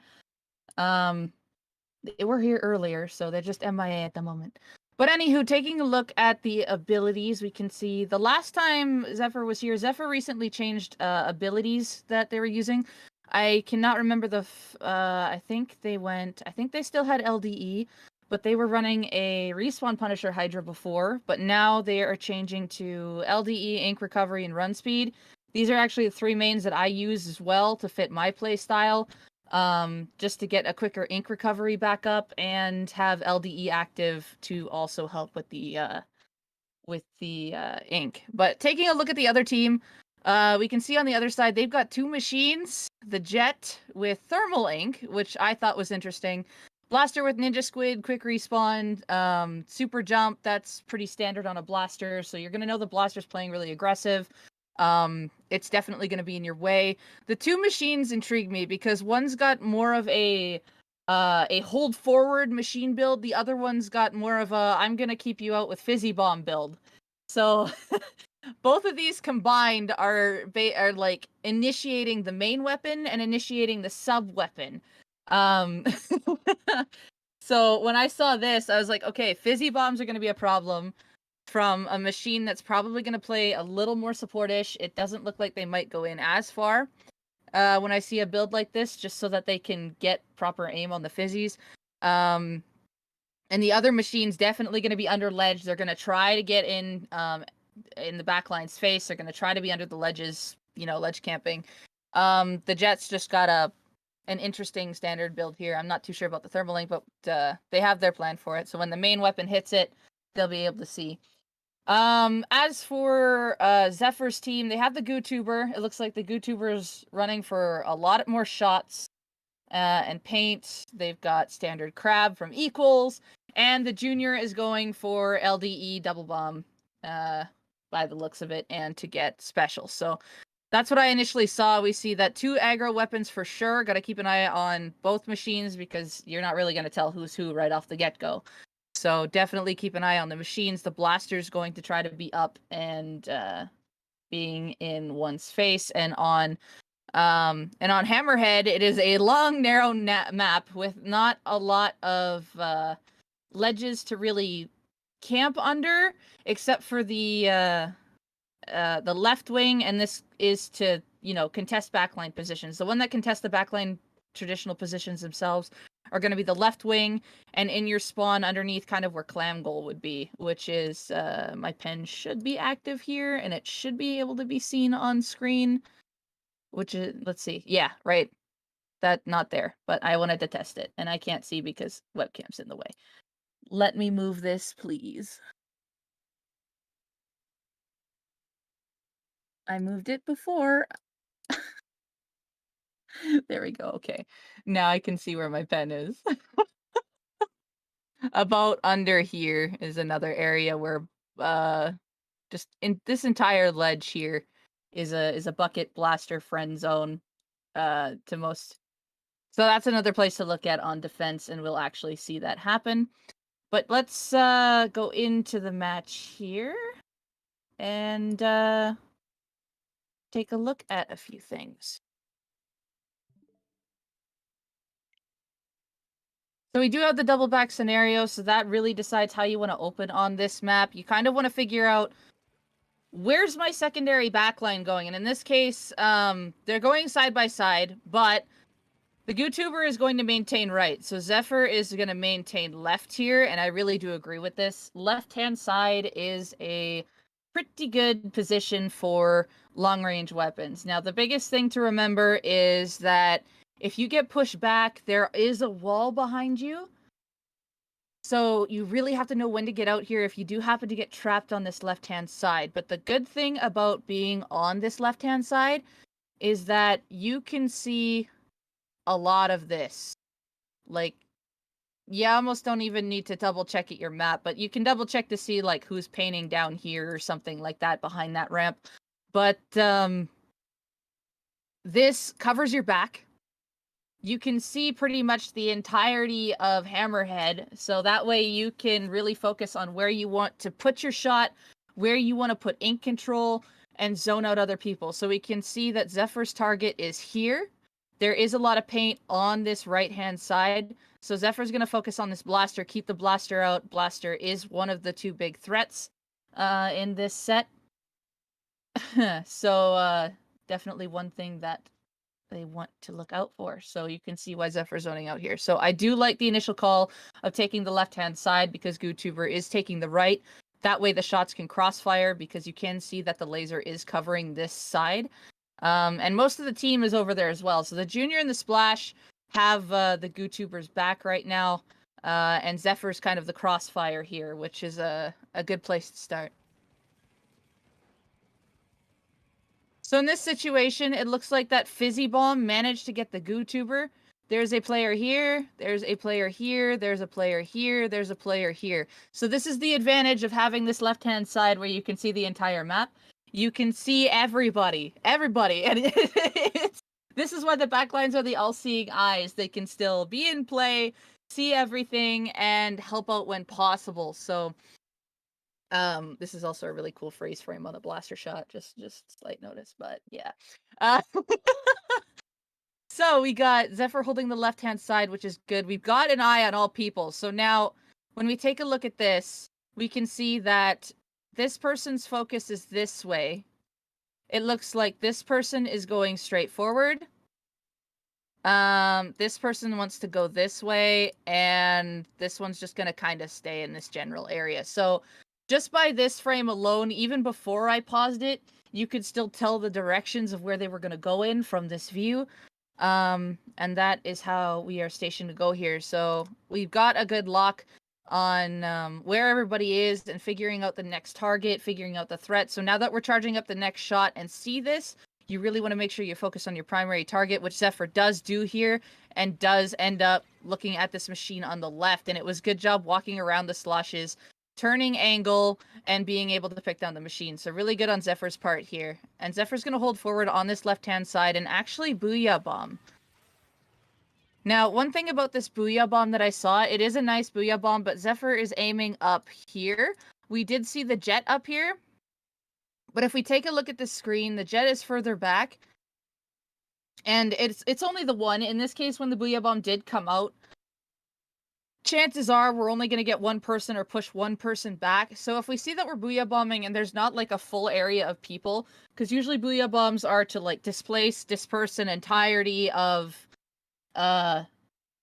everybody. Like just, you have like a group of ants and then you just place something loud in the middle and they all scatter, right? That's Booyah Bomb.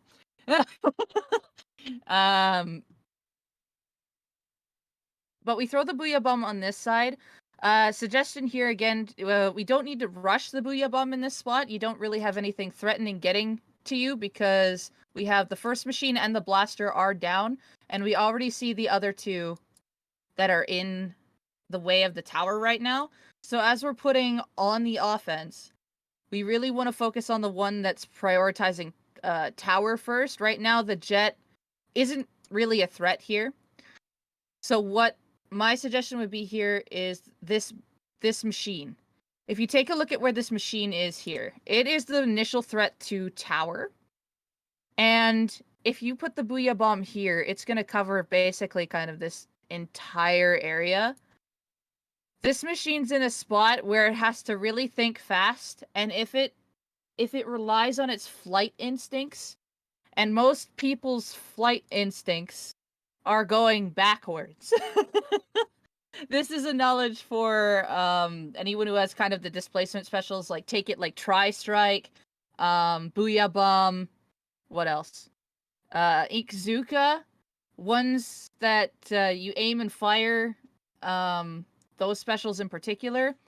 If you are trying to really get a pick with them, try to initiate their missiles too, except missiles kind of target and land on an initial person. You can have an advantage with missiles, but for these three in particular, these three specials in particular, what a lot of people will do is they will bait their target. So if we were targeting this machine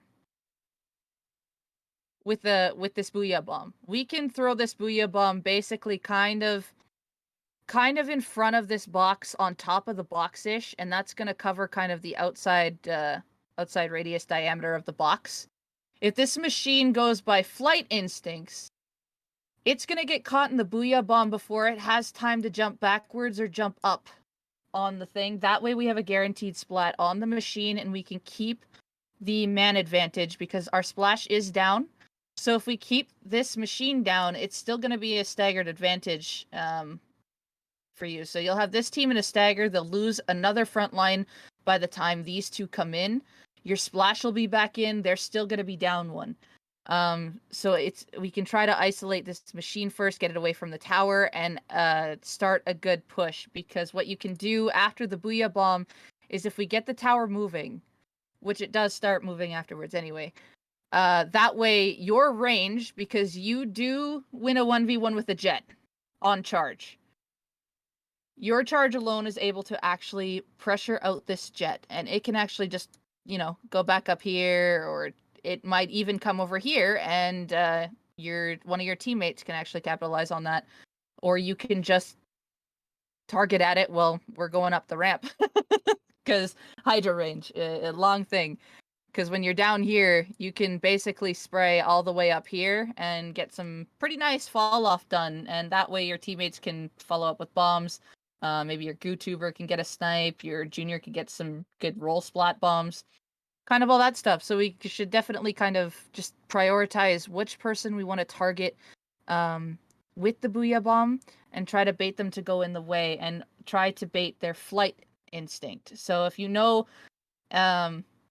someone is pushing someone backwards, what you'll see some teams do is that the front lines will actually push said target backwards. Oh, vacuum shot too. That's another one I missed. And vacuum shot.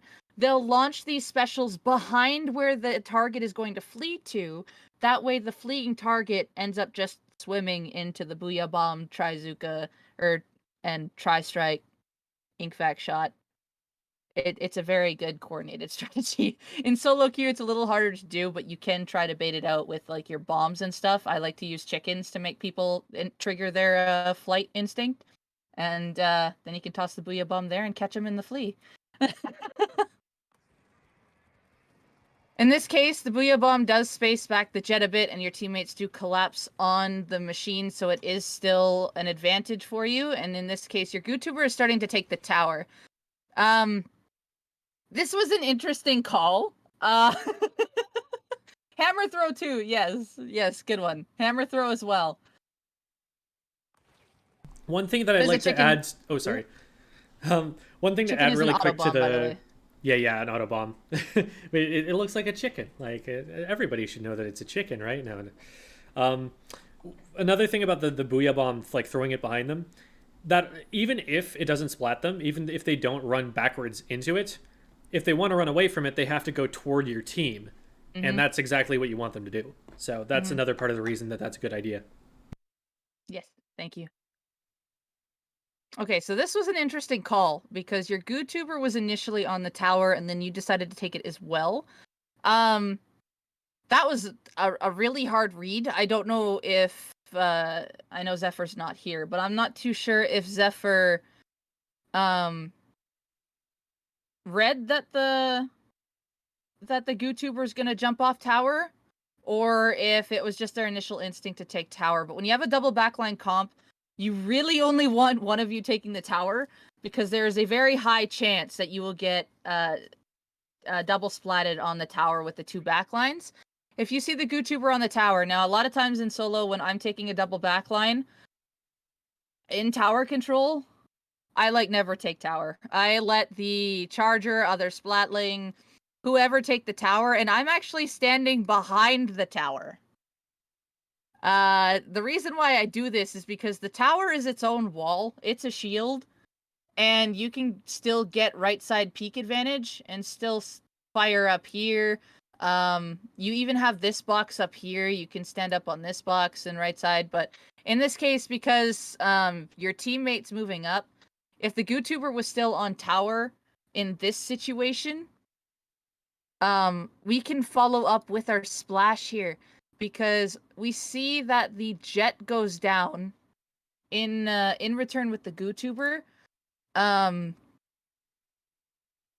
So in this case, it's good that you're riding tower, but if the GooTuber didn't go down, it would be a good idea to already be up here behind the splash, guiding the tower. That way you are like a front turret to the tower. It's a good reference for this, for those who know the payload in Overwatch. It's putting a Torbjorn turret on the front of the payload as it moves. That is how this works. You can just be in front of the tower, following up with your splash, and just firing up here as it's going up the ramp, guiding the tower to get to the checkpoint. And that way you can really secure it. You'll be up there, and the GooTuber will still have this tower cornered, and it can still provide you cover fire over your head. So that's a really strong spot there to help work with teammate up there. But because the GooTuber goes down, you are okay with taking tower here. So this is a good call to break checkpoint here, and you do stay on. And then another teammate comes up in bubbles, which is really good on the junior here. Okay. I need to back up slightly here because we were There was another. It was very freeze frame. I got to see if I can try to catch it here on when we were firing on the tower.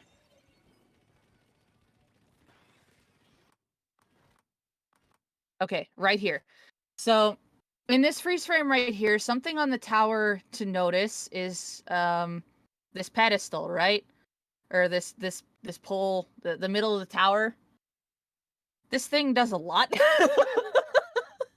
It may be small, but it is very good protection, and it does block things. That is one thing to remember. Now, Zephyr is left side peeking, and if you look closely here, you can see where a good chunk of the shots are actually hitting. It's not coming out to here, where Zephyr wants. Because if Zephyr was more to the left of the tower, the shots would actually come up and poke this person right here. But because we're too far towards this post, unfortunately this post is blocking a good half of our charge, which we really want to make sure we can still keep out to add pressure. But instead, this post is blocking half of our charge. So for being on tower, Splatling Charger, if you're gonna left side go on the tower, make sure you're definitely like out just a little bit more, just so that your weapon can actually fire through. The post is bloody blocking. That indeed. Now, that's one thing. So right side peak is still super strong, but you can see why Zephyr decided to take the left, because the junior is still here on tower. That's just going to mean a double body block. So the only thing to fix here is just taking literally a step more to the left side, and we'll have that rest of that charge to go. Splatling, a full charge Splatling can fire for a solid 5 seconds. Or close to 5 seconds. But yeah, we're definitely missing some valuable charge time lost here, because we did fully charge, and we could have used that to pressure out this person, even though that they were getting ready to I believe this is the blaster. It looks like the blaster wants to just, use its range to try to cover that out. So we can use that to still poke at the blaster so they don't come any closer, and that will help your teammates move up. But it looks like in this position right now, your junior wants to stay safe under the bubble, and your splash wants to crab. So we really don't have any extra pressure over here by anybody, which is unfortunate. If we're able to read that other people want to take time on the tower longer, just give up the tower and prove your dominance up close here. But because the blaster is here, we definitely don't want to really go farther than this line. We want to kind of hold this until the tower catches up. So staying kind of in this general area, being able to peek up and arc shot over this way to keep the blaster out, or use an auto bomb, throw an auto bomb up here, and just space them out a little bit. So the crab does go in, the tower's up top. It looks like the junior does end up getting off. The GooTuber comes back, so really good shift here at staying on the other side. Backing up. Booyah goes, we noticed. I don't know if you noticed the person who got on the tower now, but this was a good kind of backup reflex. And you do see it looks like the GooTuber is trying to take more of an aggressive position. You end up taking tower. This is a good call. We're going to charge up there and jump off. Also a pretty good read, because you saw that your teammates weren't up there, so you want to go back, so this is really good.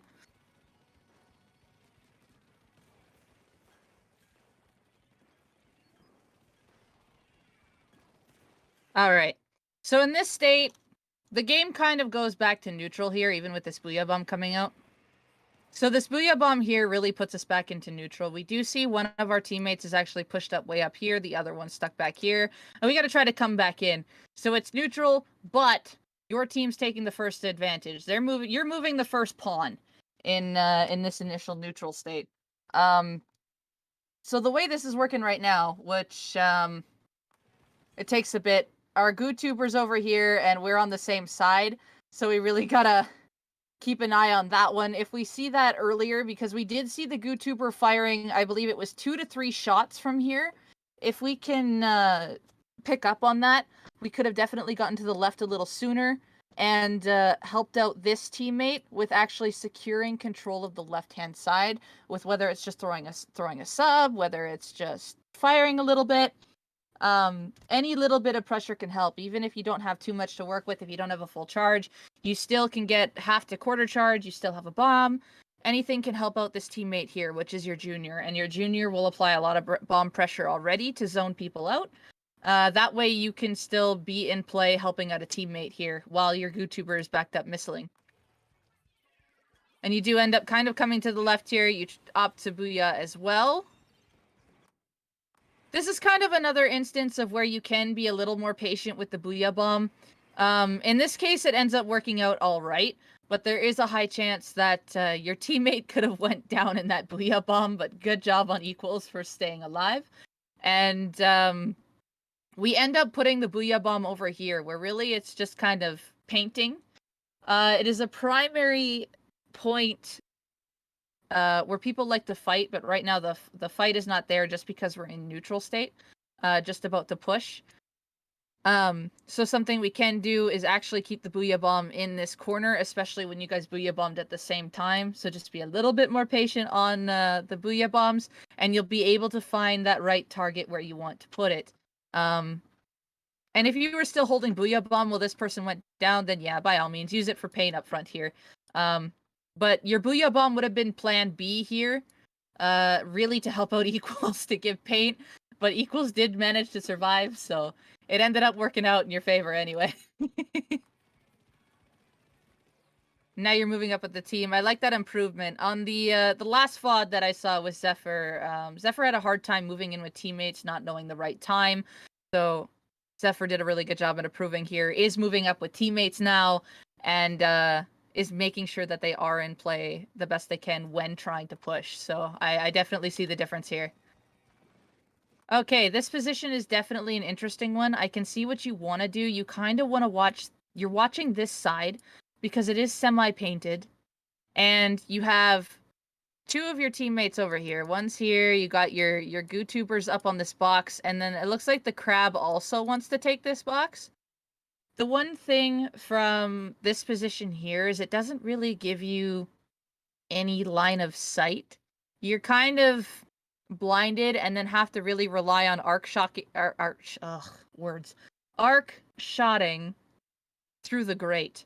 Or just kind of coming behind one of these two. Definitely not a bad idea to like apply kind of like a crossfire from down here. But if you want to be a little, like, just have, like, better sight, make sure you won't get flanked, just continue to keep yourself kind of behind this tower, and you can crossfire with the GooTuber, the crab, and the, actually, GooTuber's up here. So, GooTuber, crab, bombs. And then if you have you back here, you can basically finish it off with whatever arc shot... I can't speak today. Arc shot. From just behind the tower, and you're basically a backup there, because backline, you are the backup. So this is a good anyway, because you also have protection from this bubble and the tower, and your two teammates up front here, so this way you can be more in play, you have more of a line of sight, and more of a better chance that either you're going to finish a pick, you're going to start a poke, all of that kind of things. So we did see a slosh come over here, and that's what we're looking at. Now we see the jet over here, so we opt to stay on the right. We see them pulling out a vacuum. From this side, it's going to be really hard to hit that angle. As we can see, it was, but your shots ended up actually baiting the vacuum shot. So this worked out okay in a weird way. You managed to put the Booyah bomb out over the jet. Again, with this Booyah bomb, this is another interesting one because you're very used to charging up the Booyah bombs and just throwing them immediately. And this time, remember, you do have some armor. Jet was in a place where it could shred you. But at this point, your junior may be over here. And there is a machine here. I think you wanted to try to get this machine. But at this point in time, that one's going to be really hard to reach. I would honestly use it to get this jet out and get yourself out safely. That way you can meet the one in the middle. because the machine, we already saw them racing forward, so they were really going to get out of your Booyah Bomb, and they were going to be out of the range anyway, somewhere up where your teammate went down.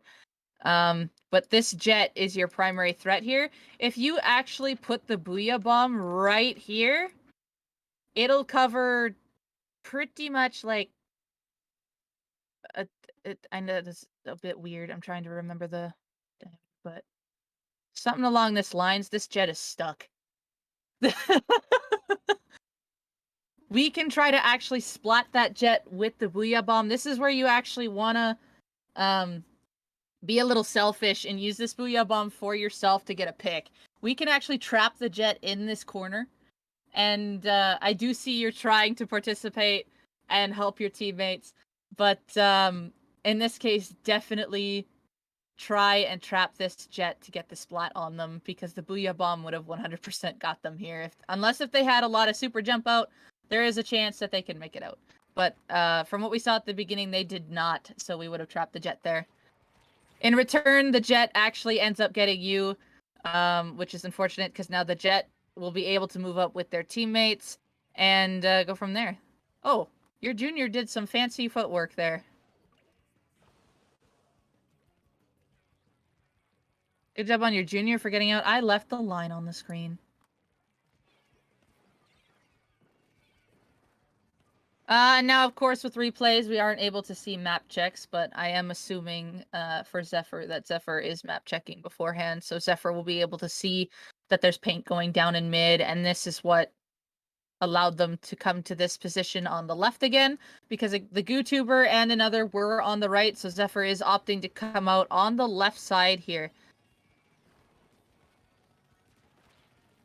Okay, now, in this position, this is what I talked about before at the beginning of the set, that the advantage of coming to the left is you get a huge view. The disadvantage is that there is a wall right here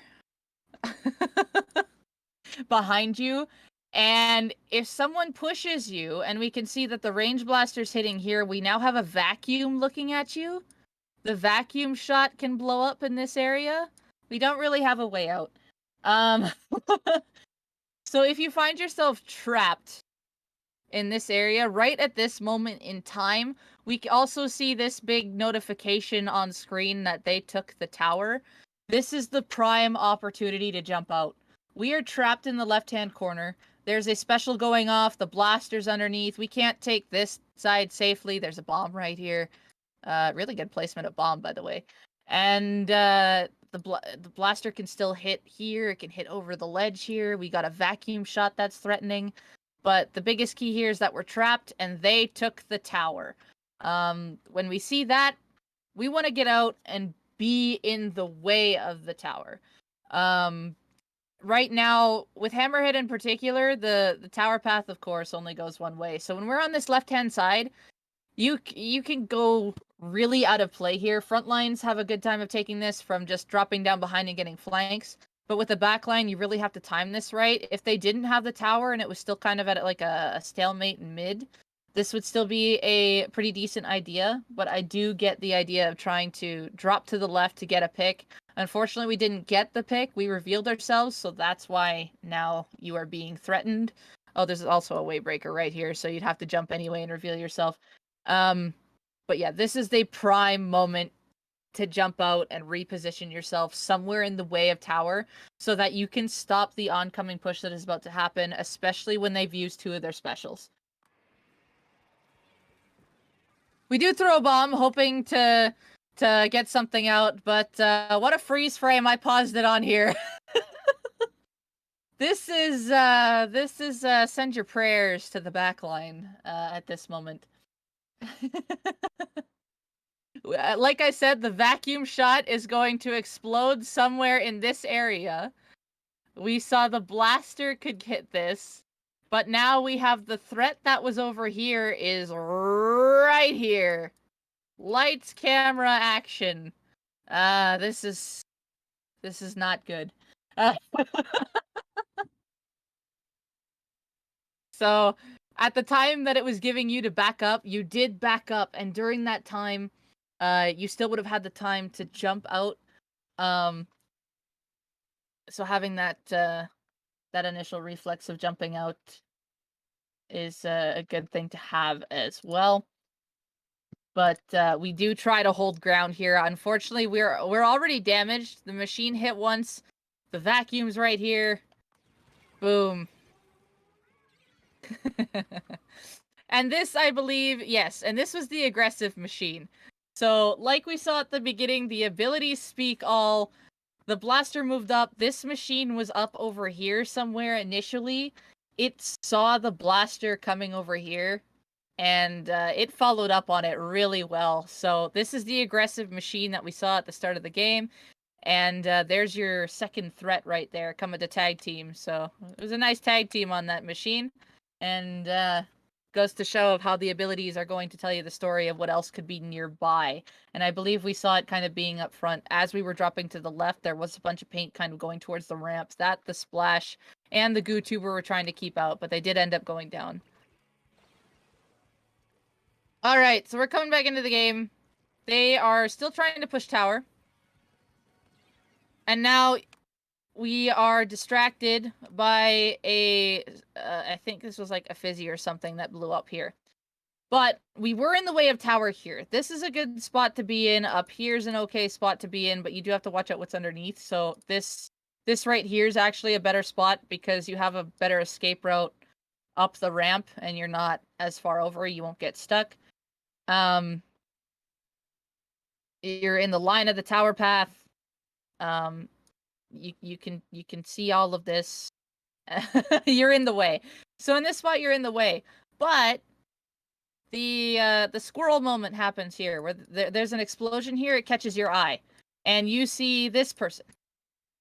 Now, I also said earlier that when we drop to the left, that this can either put you in a good play to help with view, or it can take you out of play. In this point in time, if you take a look at this lovely pink line on the ground as well, how it's glowing right now, and that the counter is ticking down. The most important thing to focus right now are the players that are in play. So right now, this machine's trying to booyah bomb, and you are trying to shred it. You were close to shredding it, which was not bad. But we happen to lose our focus on the game objective.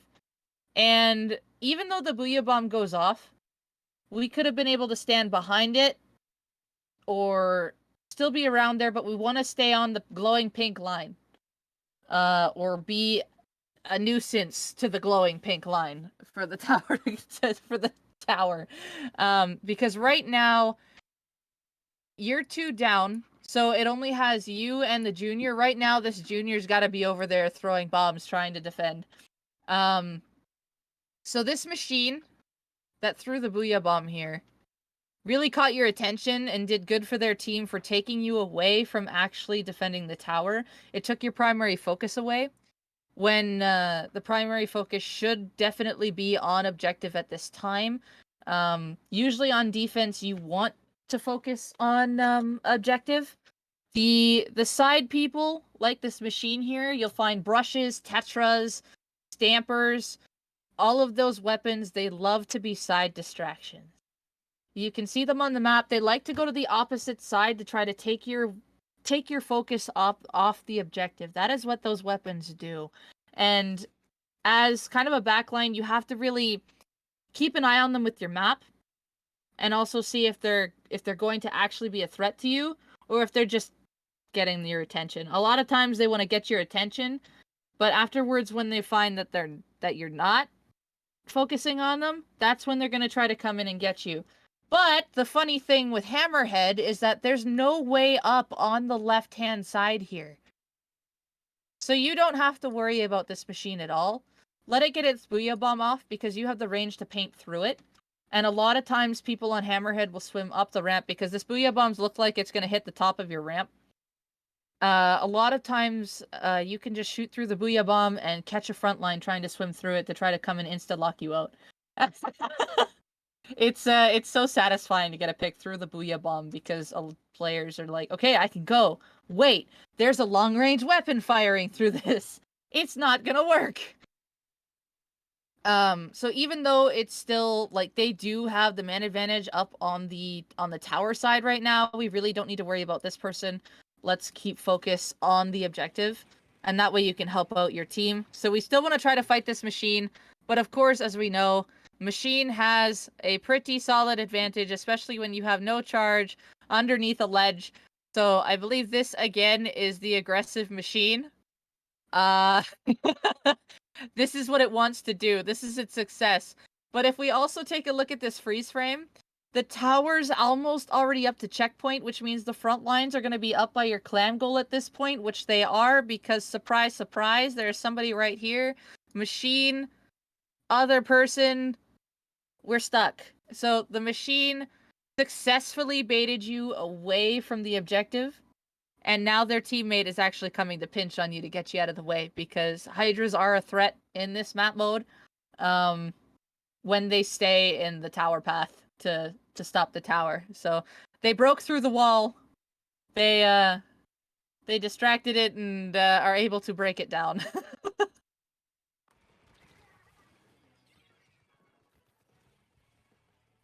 So yeah, Blaster's able to get in a solid spot. The Jet is taking underneath the ledge to apply more range. The one machine now has to come all the way up. Your Gootuber was kind of stuck as well. Your Junior was also stuck. So the other team made a good effort on pushing up together. And now we're kind of stuck in this back spot here. Now, I like that you opted to stay back here because you're reading that there is a lot of people under here. There is one down here somewhere. And there's also one coming up the ramp or coming up the box. I imagine they'll probably come up the box because it's quicker for them. And there's a booyah bomb. So, staying back here, there is also the wall behind you to keep note of, which I believe you are keeping note of the way you move after this. And you'll see it as well when I hit play. But,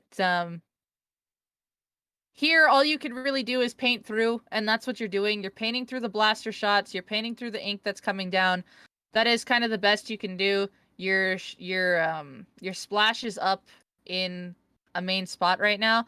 This is the spot where you would actually want to be, but with your splash here, you don't want to double up. So I do agree with actually taking down here for now because your splash is taking the primary backline spot. You don't want to go down two because a blaster, machine, fizzies can get you both stuck, and if one goes down, the other one's most likely going to go down with, because when your teammate dies right beside you holding your hand, it paints your feet and then you end up getting stuck.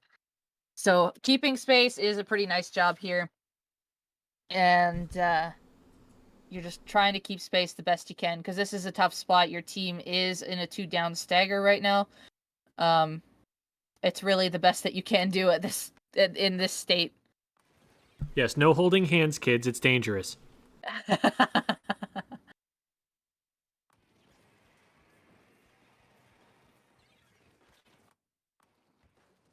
Okay, now you opt to come up to the right-hand side here, and I do understand this because you've got one here, your Gootuber's here as well, you're damaged, and you're just kind of trying to get out of the way the best you can.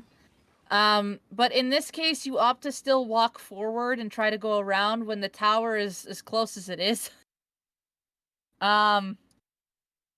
Which is actually kind of a missed thing. So I understand you're trying to come to the right, but when the tower is that close to goal, we actually have to try to hold ourselves down on the bottom or actually follow our splash up a little bit, because we have right side advantage over here. So I will come back a little here.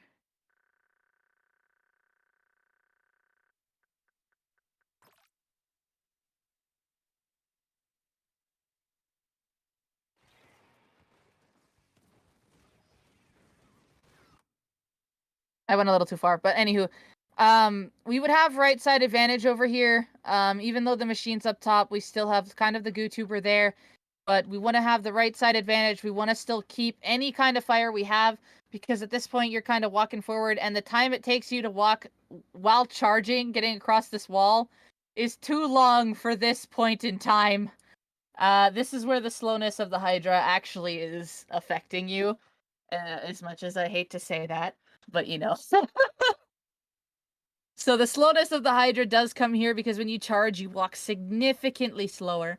But you're trying to get a charge to stop the tower, but unfortunately timing is not on your side here. So we actually need to maintain bottom or on the upper right and do whatever we can. Even if it's not a full charge, get at least half charge so you're getting majority of your range out. You're applying damage. That way you can try to somehow pinch with your splash here to maybe stall it at 1, 2, or 1. That would be upper left. Yep, you know what I mean. Yep, that backwards. Oops, upper left. But that would be the best case scenario here. But I don't think we realized how close it actually was or how much time it was going to take to start walking. If you wanted to get up here and maybe cut it close, you would have to start charging at about here. Like one of these 2 points actually. You start charging at about you start charging literally as soon as you get by this wall and start walking. So it's significantly slowing you down because by the time you get here, it's already time up.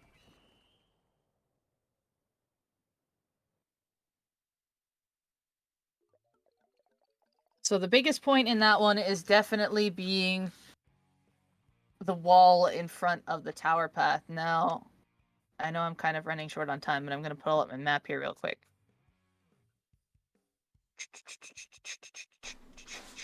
And you can take all the time you need, but I know that you have something else to go to after this, so. So do you. Maybe. Yes, you do, because we're both a part of it. But if you can't, you can't.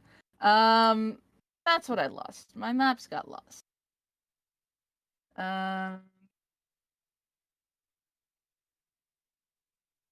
Trying to pull it up real quick. So what I'm going to pull up here real quick is my backline positioning map that I have for Hammerhead tower control.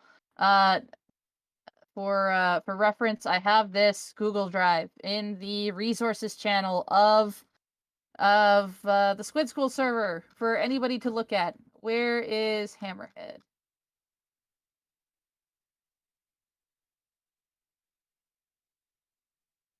1 second here.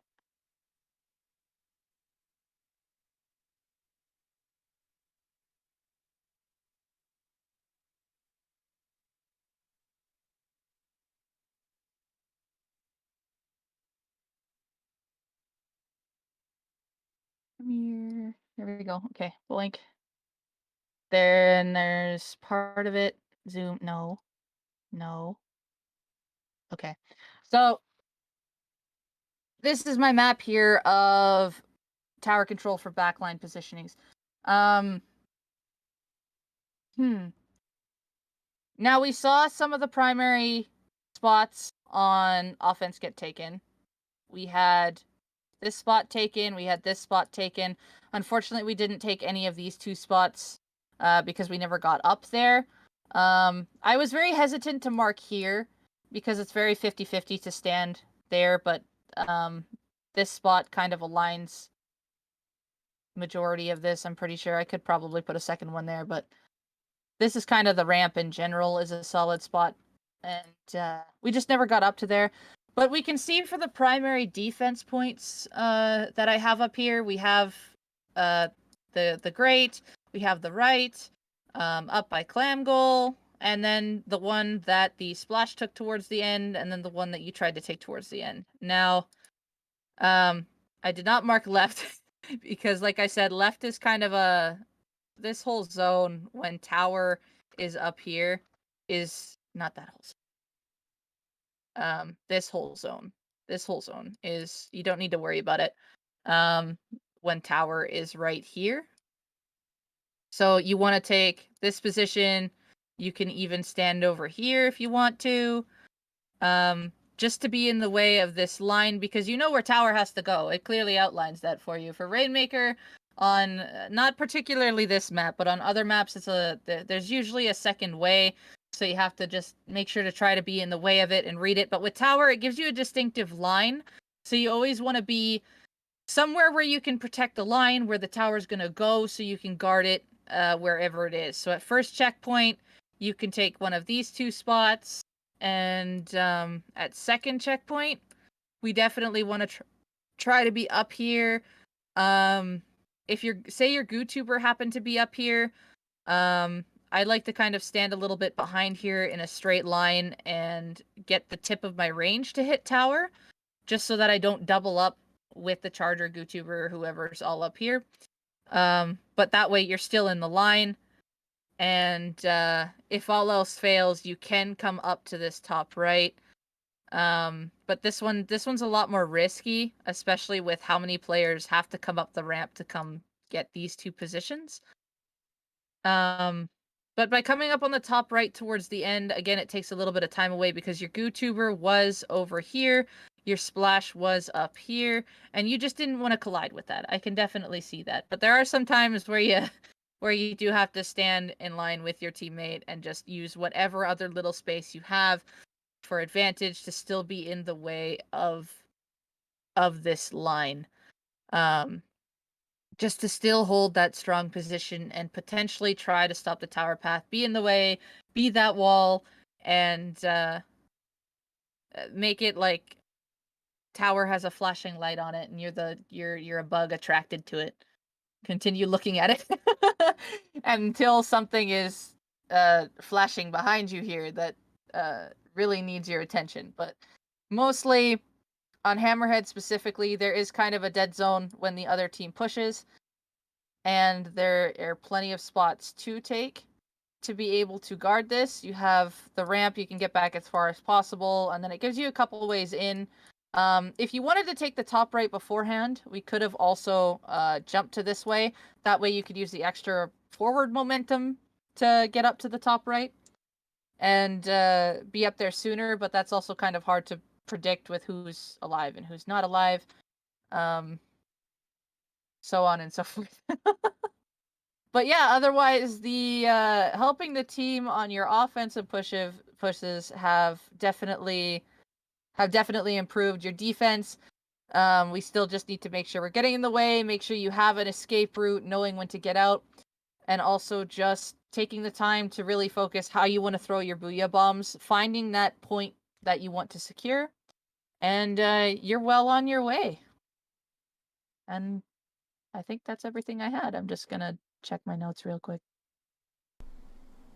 Yeah, that was all the notes I had. So that is Everyone say thank you, Miss Debbie. What do we say, class? Thank you, Miss Debbie. Okay. I realized that they were going to say it in chat and that you wouldn't hear it out loud, so I decided to say it too for you. Okay. And I've got Kitty in my lap right now. He's being all cute, and maybe I can actually get him on stream. No, he's leaving as soon as... Okay. Well, I tried.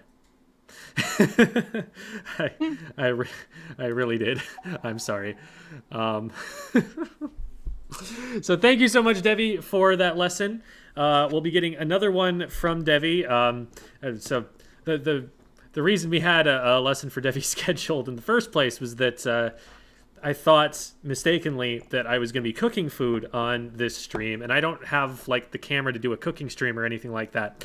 So I was just like, okay, well, we'll have Devi stream while I make the food, and then I'll be able to come back and it'll work. But we ended up not needing to do that. So we were just like, hey, Devi, here's a lesson. And so here she is. That is going to be it for us for the day. I am going to be off doing a pickup with Devi. We're doing an old WBG throwback. It was WBG was actually what Devi put in the chat, which is funny because it's the Grillers now. It's not the West Broadway Grillers anymore. But I will send us off to ... realizes have not gotten onto raid yet. Oh, okay. Devi hasn't gone live yet. Okay, I just hit the button, so we are going to raid Devi. It's just going to take a second for Devi to show up on my list of people to raid, and then we'll raid over there, and we'll still be there, and we'll have never left. But we're raiding Devi now. Okay, we're ready to raid Devi. Here we go. Whee! I'll be over. Oh wait, I forgot there was 10 seconds but left. Not G but not. Got it. Thank you. All right. 4, 3, 2, 1. Let's go raid Devi. Bye.